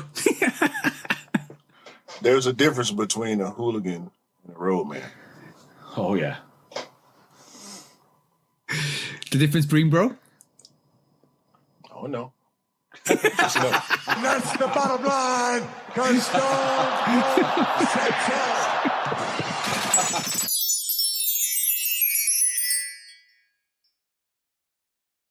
I don't know why.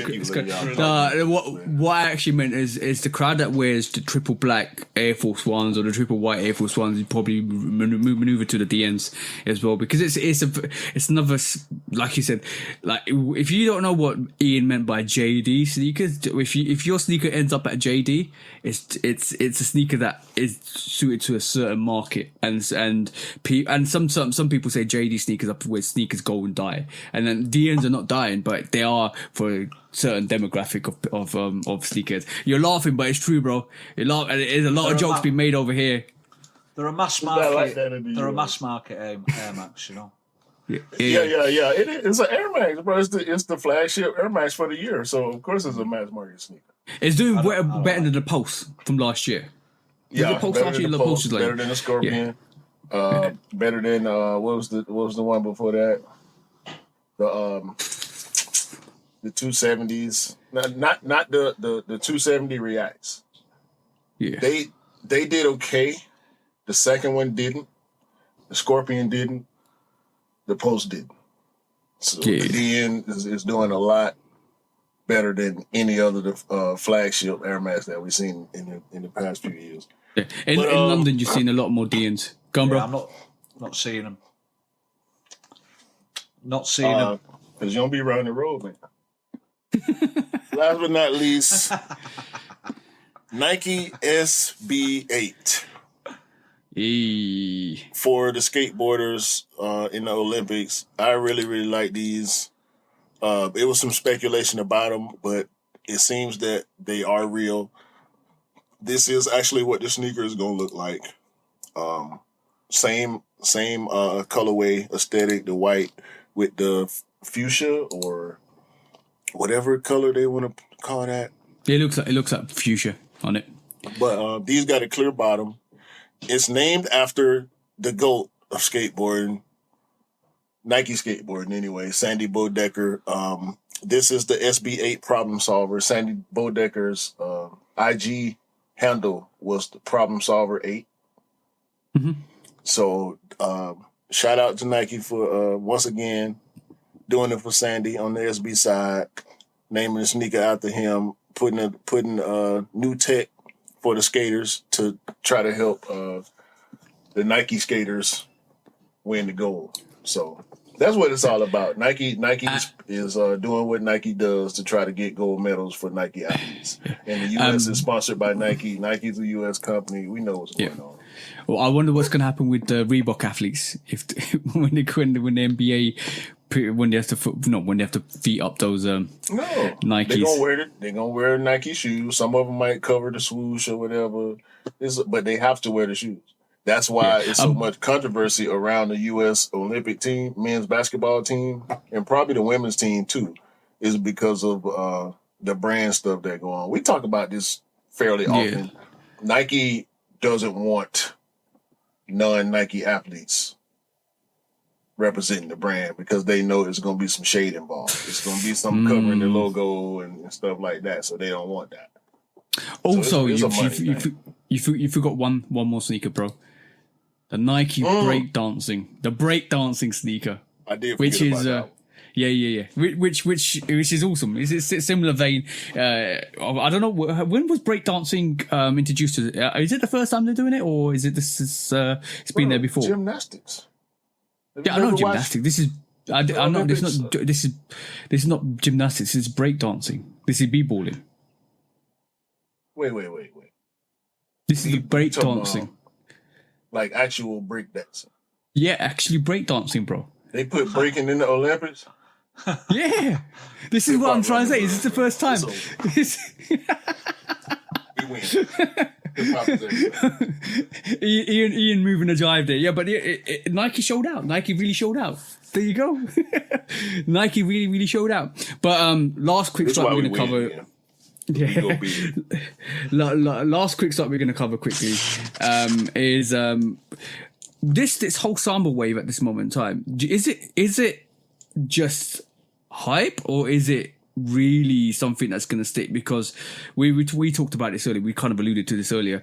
Is it just a trend, or is it pure hype and mass hysteria that's it's going to stay? It's going to move Adidas up a level. No, it's not. It's just a trend. It's just the same as the 550 was. It's just the same as the dirty Air Force Ones. It's going to be. I don't think that's a trend. I think that's a life. Dirty white sneakers is a lifestyle. Well, yeah, okay, yeah. but like some proper fashionable little lasses on Instagram and stuff, and then they've got dirty white train. Anyway, it's a trend as far as I'm concerned. Because they like Adidas are banking on the Samba to kind of get them to where they need to be. But this is why they keep producing like collaborations. This is why they keep producing like they did a Messi. They did a lot Messi with Messi as well. But like this, you feel they're pushing it. But like it feels like. No, I'm not going to say forced, but it feels forced. That's what it feels like. It feels forced to shove it in your face because this is the thing that they're trying to push. I think they've struggled so much lately. When something hits and sells well, they're just going to try and rinse it for all it's worth. I mean, they're just corporations in the end, aren't they? They don't care about us. They don't care. I was going to say that's advertising in it. Like, I mean, that's marketing. Y'all got something that's working, you got to push it. And they're going to push it. But like the Samba has always been loved within the sort of the casual scene anyway. And like I said, it came out in the 1950s. So it's always going to have like its fans. But now the Samba trend, wave, or whatever you want to call it, is going to die this year. And it's going to end up a meme, just like the Panda Dunks were. You know, like now everybody that's interviewed says that's the worst shoe that's ever invented, which is a ridiculous comment because it isn't. You've got stuff like that ISPA Nike, whatever it's called, horrendous. Bruh. You know, and stuff we got people out here throwing shit at the wall, bro, and it just oozes down. It's just gonna ooze down to the floor, and janitor gonna come scoop it up in the middle of the night, and it's out of there. You know, nobody will see it tomorrow. Like this, the end of the shift, everybody go home. When we come back tomorrow, everything will be clean. The problem is it's not because it's horrible. Like if you say the Panda Dunk's horrible, then you're basically saying every Dunk Low's horrible, and that's not the case. The case is my wife just got two brand new pair of Dunks yesterday. Exactly. So it's not that's not the case. The case of the matter is the fact that it's been there for everybody for a year, 2 years now, and everybody's just fed up of looking at them because it's. Like we said, we love things that are special and unique and quite like it just brings the whole nobody else has got it. But when everybody else has got it, when it's all played out, even when when it reaches a casual sneakerheads and it becomes a casual sneaker, that's when us sneakerheads retract from that and say, you know what, you casual heads have it, but we don't want it no more in the culture, and that's what's happened. That's what happened with the Panda. It's not the silhouette, it's the colorway, and this is similar to unfortunately this might be a silhouette for the Adidas. Was Adidas are pushing out so much, but when it becomes even though it was synonymous in the casual culture, when it comes to the point when it's oversaturated, like the NMDs, like the Yeezys, like everything else that Adidas has started to push out. And then they do it too much to the point where everybody just gets fed up with them. Oh, you got Sambas, and then about in a year or so, we'll be talking about, oh, you got Sambas. Nah, we don't like Sambas anymore. access. It's when we feel like people have access to the same things that we, and because of where we are in the culture, it's easier to comp. Yeah. And so the things that we deem cool are going to eventually catch on to the casual culture. We do it to ourselves, innately. You know, it's not like we're not running around telling people that don't wear the stuff we wear, you should buy this, but they see us. Yep. You know, and we get publicized, and then the celebrities catch on, and when the celebrities catch on, that's when the people catch on. But the celebrities get it from us because we are the culture to deem sneakers cool. We are the sneaker culture. So anybody outside of the sneaker culture is getting it from us, bro. We are the source. But you know what's really interesting is we were talking about 2 years back. We were talking about 150 pairs of Air Jordan 1s release. Last year we didn't hear the same reverberations. But this year, if you look at the releases, we got one ochre yellow. We've got the chrome version that Jenny wants, the Jordan 1 coming out. And we have got, I've seen a couple others, being like going to release or predicted to release, but there's not a lot of Jordan 1s releasing as much as they were the last couple of years. They've retracted that back massively, knowing the fact that if they do overplay it, and people won't buy it, and Jordan 1's worse in. It is already overplayed. So what they've done is just retracted it back and gone back to hopefully what I was thinking they should do is 5 Jordan 1s a year, 1 collaboration. I know Travis is releasing. Travis is a different matter. That's a different topic in itself because Jordan 1 lows will sell. The Travis Scott Jordan 1 low will always sell. It's not easy access. No, it's not easy access. You can't walk in the store and see no Travis. But when you look at GRs. You can't walk in and buy a Travis for retail nowhere. Yeah. When you walk in and see a Travis, it's 1,000 plus. Period. Yeah. But when you look at GR1s, guys, go and have a look at Jordan 1 GRs. And tell me how many are coming out this year. It won't be 200. It won't even be 100. You might get the lows and highs. Yeah, of course it was a GR. Yeah. But and people couldn't get it.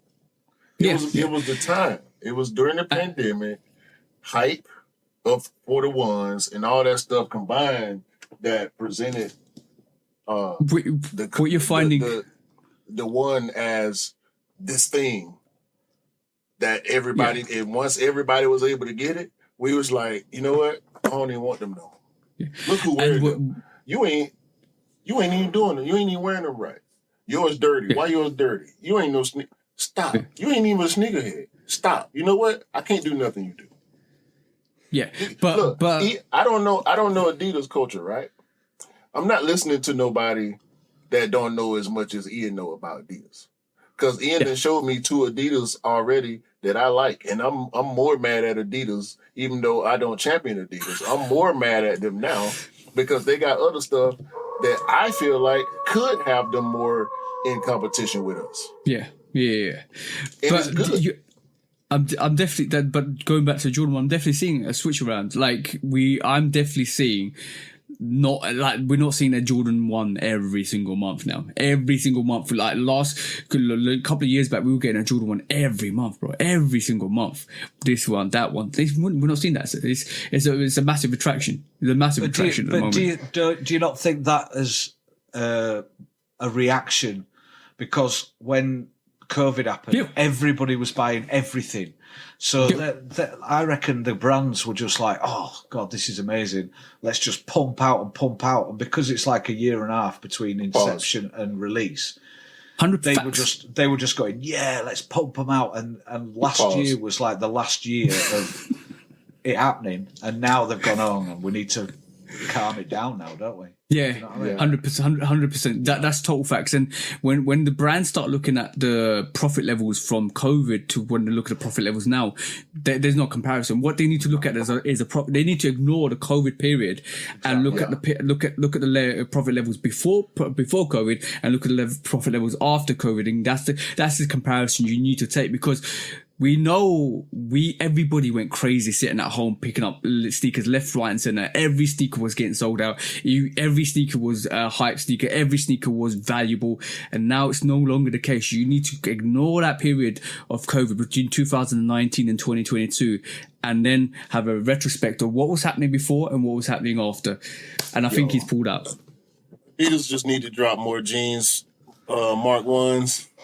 Yeah, that's a Mark 2 again. Let me find it. That's a 2? Hold on. Yeah. I keep trying to find it, bro. What you mean? It looked like a hybrid Samba. I've got a Mark 1. It's just not here. Pull it out, bro. Please pull it out real quick. I'll have to run. I'll be 2 seconds. I'll get one.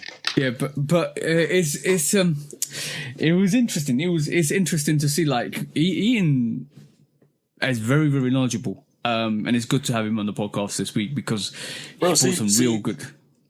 This right here. The Pro model. This is a classic deals to me. You know what I'm saying? Like, in my opinion, Pro model. In my opinion, they should be doing.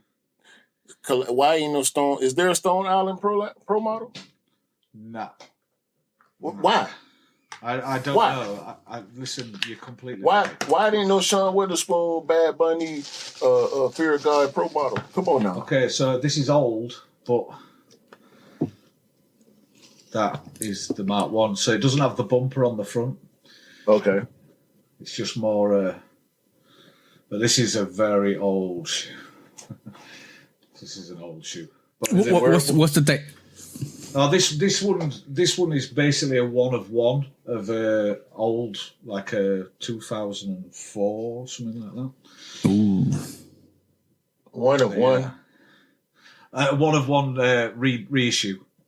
Okay. Yeah, so it's as good a reissue as you're gonna get of the. So it's like a kind of runner meets flat suede, you know. But yeah, I love them, and you can get baby blue ones from 2004 and 2009. They did a release as well. But yeah, I love those things. So you ain't seen that sneaker release in the past 15 years? I've not seen of that. Yeah, like the best ones are like West Germany and Austrian ones. They're from like the sort of 80s. I really want those, but they're going for serious money. What would you think of the ZX range? Oh, I love the ZX range. The ZX range is from our raving days. You see, this is like I keep saying that. Late 80s, early 90s. Everybody was wearing.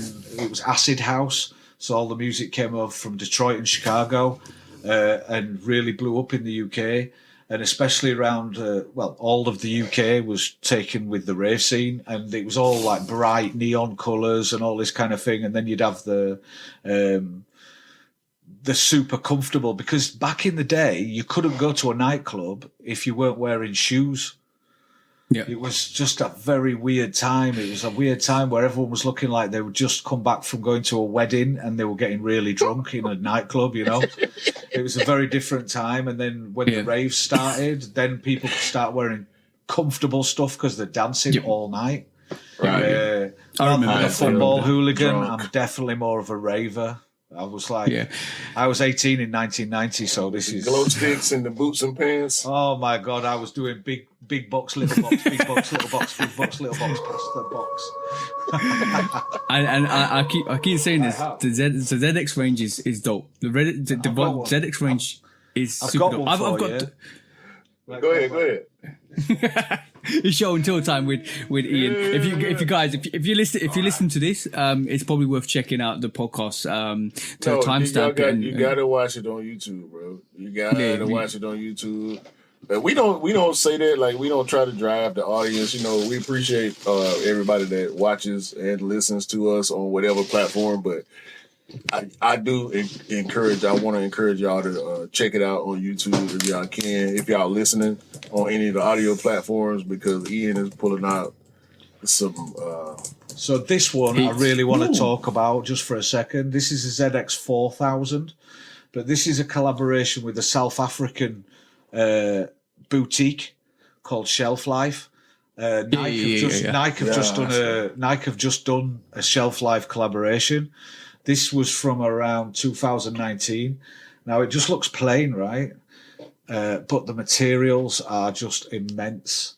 And what I love about it is How to set up. Oh, yeah. And now that is this is a traditional South African dress material, and it's all canvas on this side.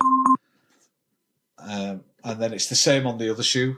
So the inside is this material. But the details on this is a consortium, so you've got the little hole there. But yeah, this is a ZX 4000, and I just love it. It's very underrated, but it's just a little bit weird, a little bit different, you know? You're walking along like this, and then you go, boom!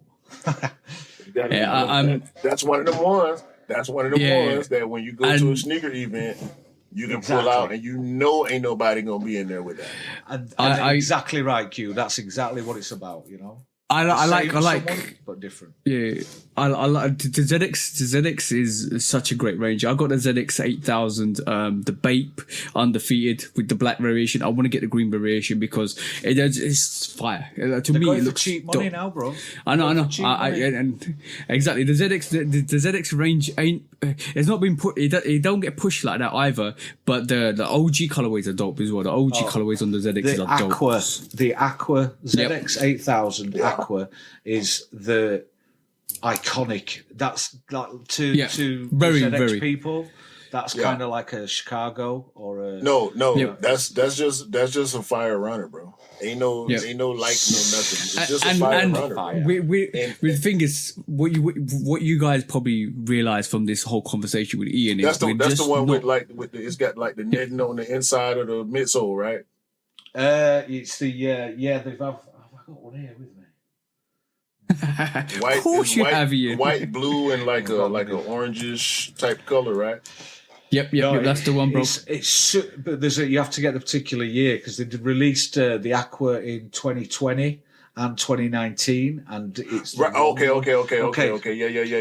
That one. So you're looking second row, second one in that's the original color.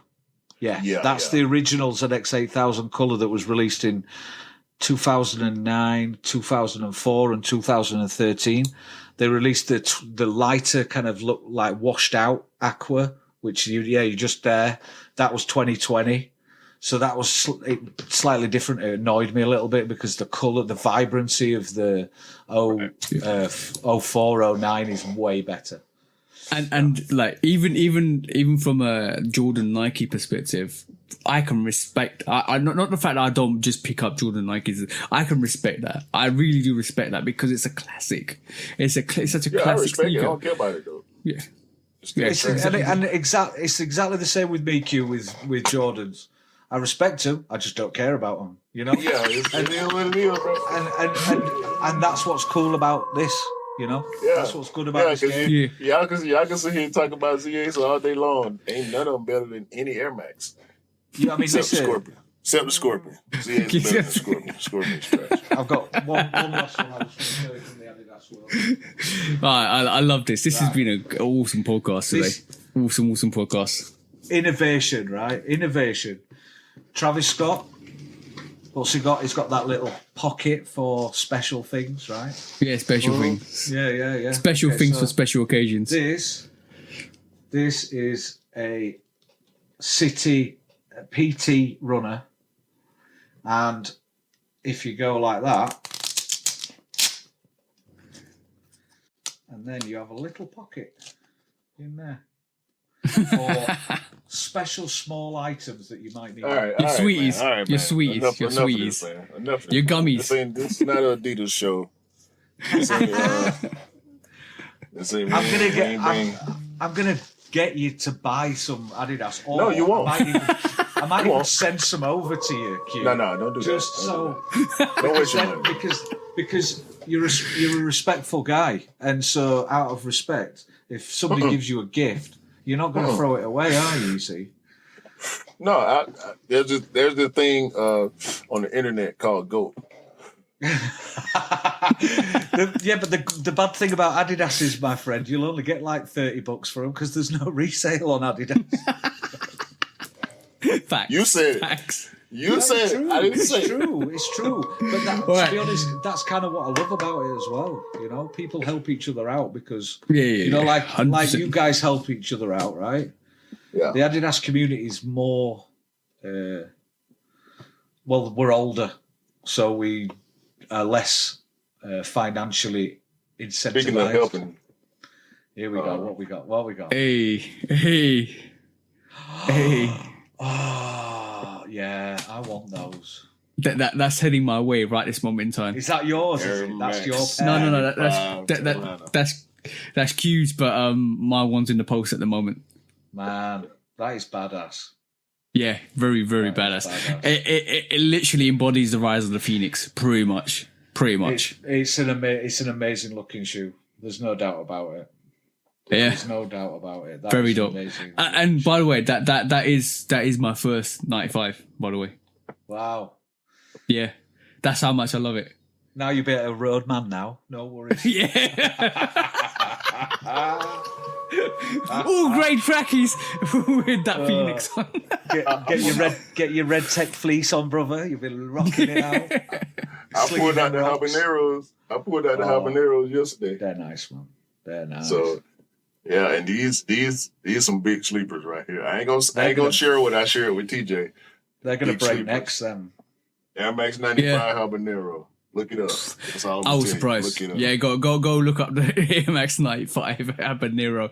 You'll feel like you ate a couple habaneros. That's all I'm saying. I paid $130. They was on sale. Hey, that's why I say don't sleep on sneakers. Don't sleep on sneakers. You can't get a 95 here in this country for even second hand. You're paying more than 130. Yep. They're all super. You can't get hold of them now at the moment. I think 95s are making a massive resurgence, certainly in the UK. Huge. I'm glad you said that because I know inside information knowing that the OG 95s are all coming back next year and the year I after. want the stash. Again, neons. Love a neon. Like I said, I had an original 95 in, I think early 96 it was, not 95, but I had a neon back then. And they call them 110s in a lot of places. They were 110s. That's they the weren't road man. 110, huh? They were they were like 90 quid. TNs, Nike TNs or whatever they call them now, Plus or whatever they call them. Max Plus, yeah. They were 110. In my world, they weren't called 95. Maybe when people started picking them up later on, they were 110. Maybe early on they were 110 when they were re-released or something. I don't know. Not OGs, Not the OGs. Right, cool. Because the OGs, though, I ain't gonna lie, the OGs was like 150 over here, 140, 150 when they first dropped in 95. So it was a lot. They were more expensive than Jordans. Yeah, no, they were so less than 100 Nike, people thinking Nike charging more for the new innovations, that's old. Air Max 95 was the most air that we had seen at the time, and it was the most expensive Nike sneaker, more expensive than J's. So yeah, but bro, let's get on to what we're always here to do this week. When resale is too high. Damn resellers. Order. When hype beats go too far. These damn hype beasts. Order in the court. Order. The back door opens. Guilty. It's time for Order in the court. the sneaker court of public Guilty. opinion.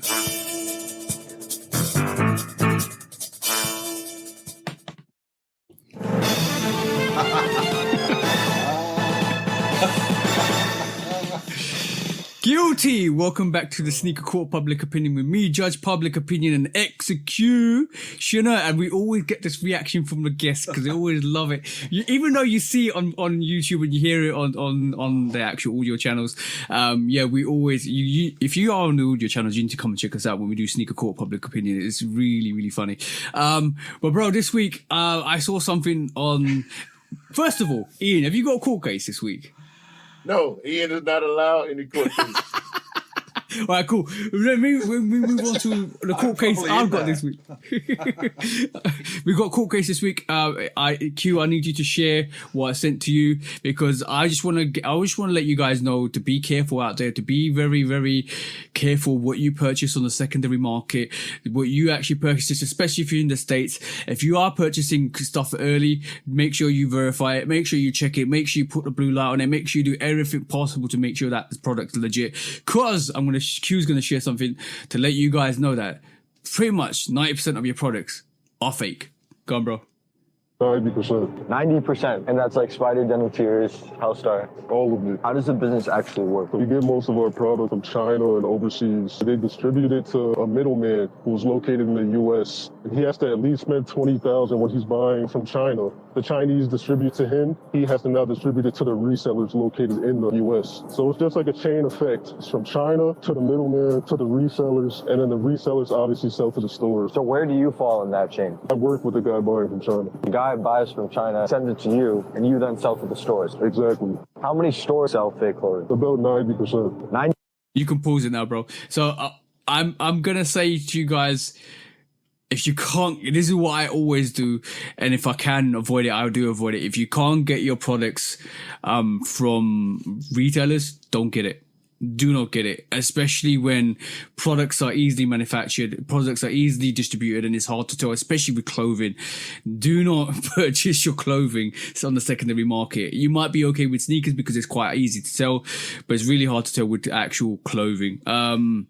Bro, like that's crazy. Like, I would not want to buy clothes. Listen to that information, and that's background information of people that actually maneuver in that market, especially in the States, especially the people that actually get their products from China and actually sell it. They're literally physically grabbing the products and selling it telling resellers to sell it to the platforms, and actually then flood the market with fake goods. That's not good.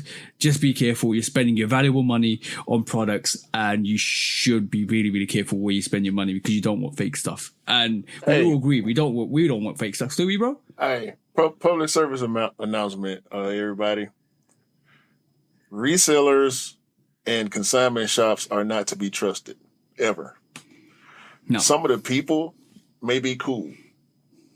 Some of the people may be even your friends or friendly with you, or your cousin, or your brother, or your sister, or your uncle, or your dad.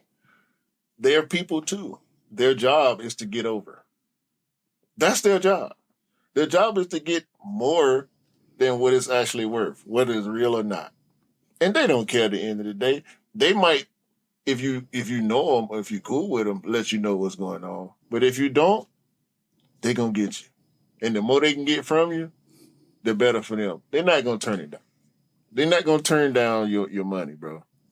So, like TJ said, like we always tell y'all, be careful. And may all these shiesty, fake product resellers die the worst business death of all. May they all become Zeta Kicks at the end of the day. And their business crumble, and they forced to go get fast food jobs to atone for all the bullshit that they didn't put on the people out here that just want to be fresh. Palms Angels ain't that important, bro. And denim tears and all that, bro. Better buy from the store.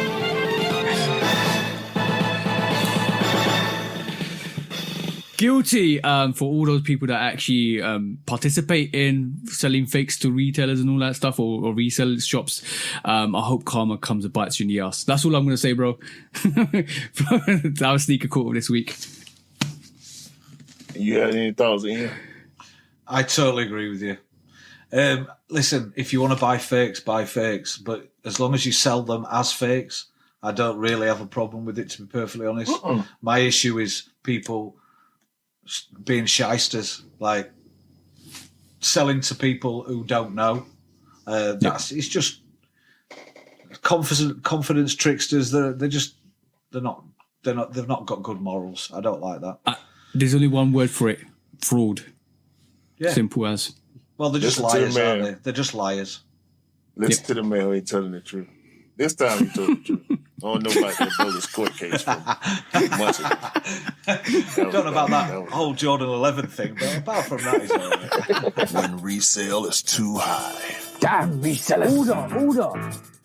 When hype beats go too far. These damn hype beasts. Order in the court. Order. The back door opens. Guilty. It's time for Order in the court. the sneaker court of public Guilty. opinion.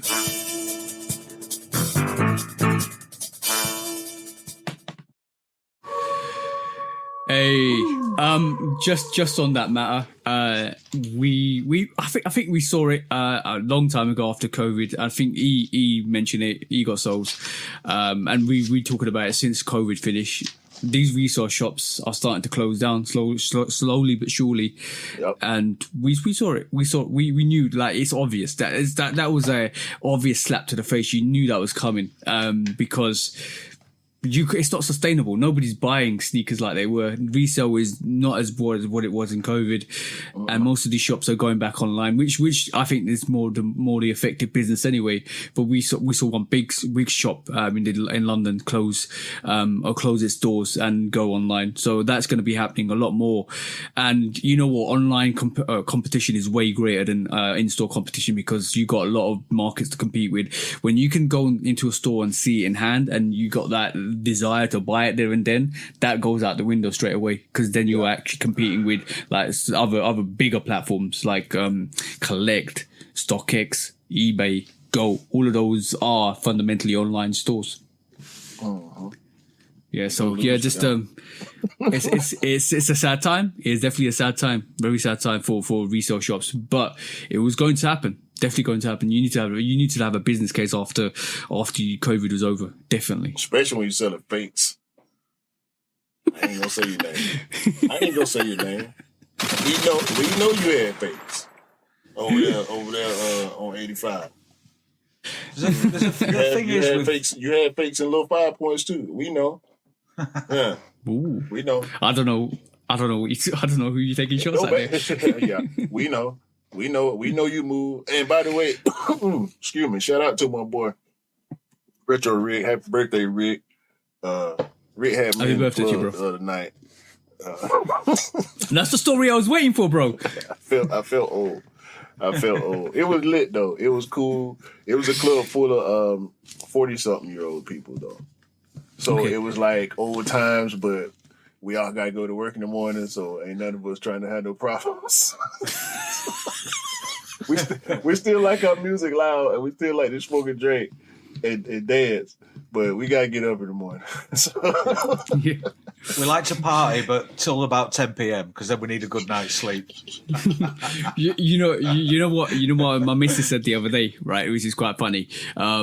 She was like, back in the day, I could put my feet in a certain position and keep them there and move, and it'll be fine.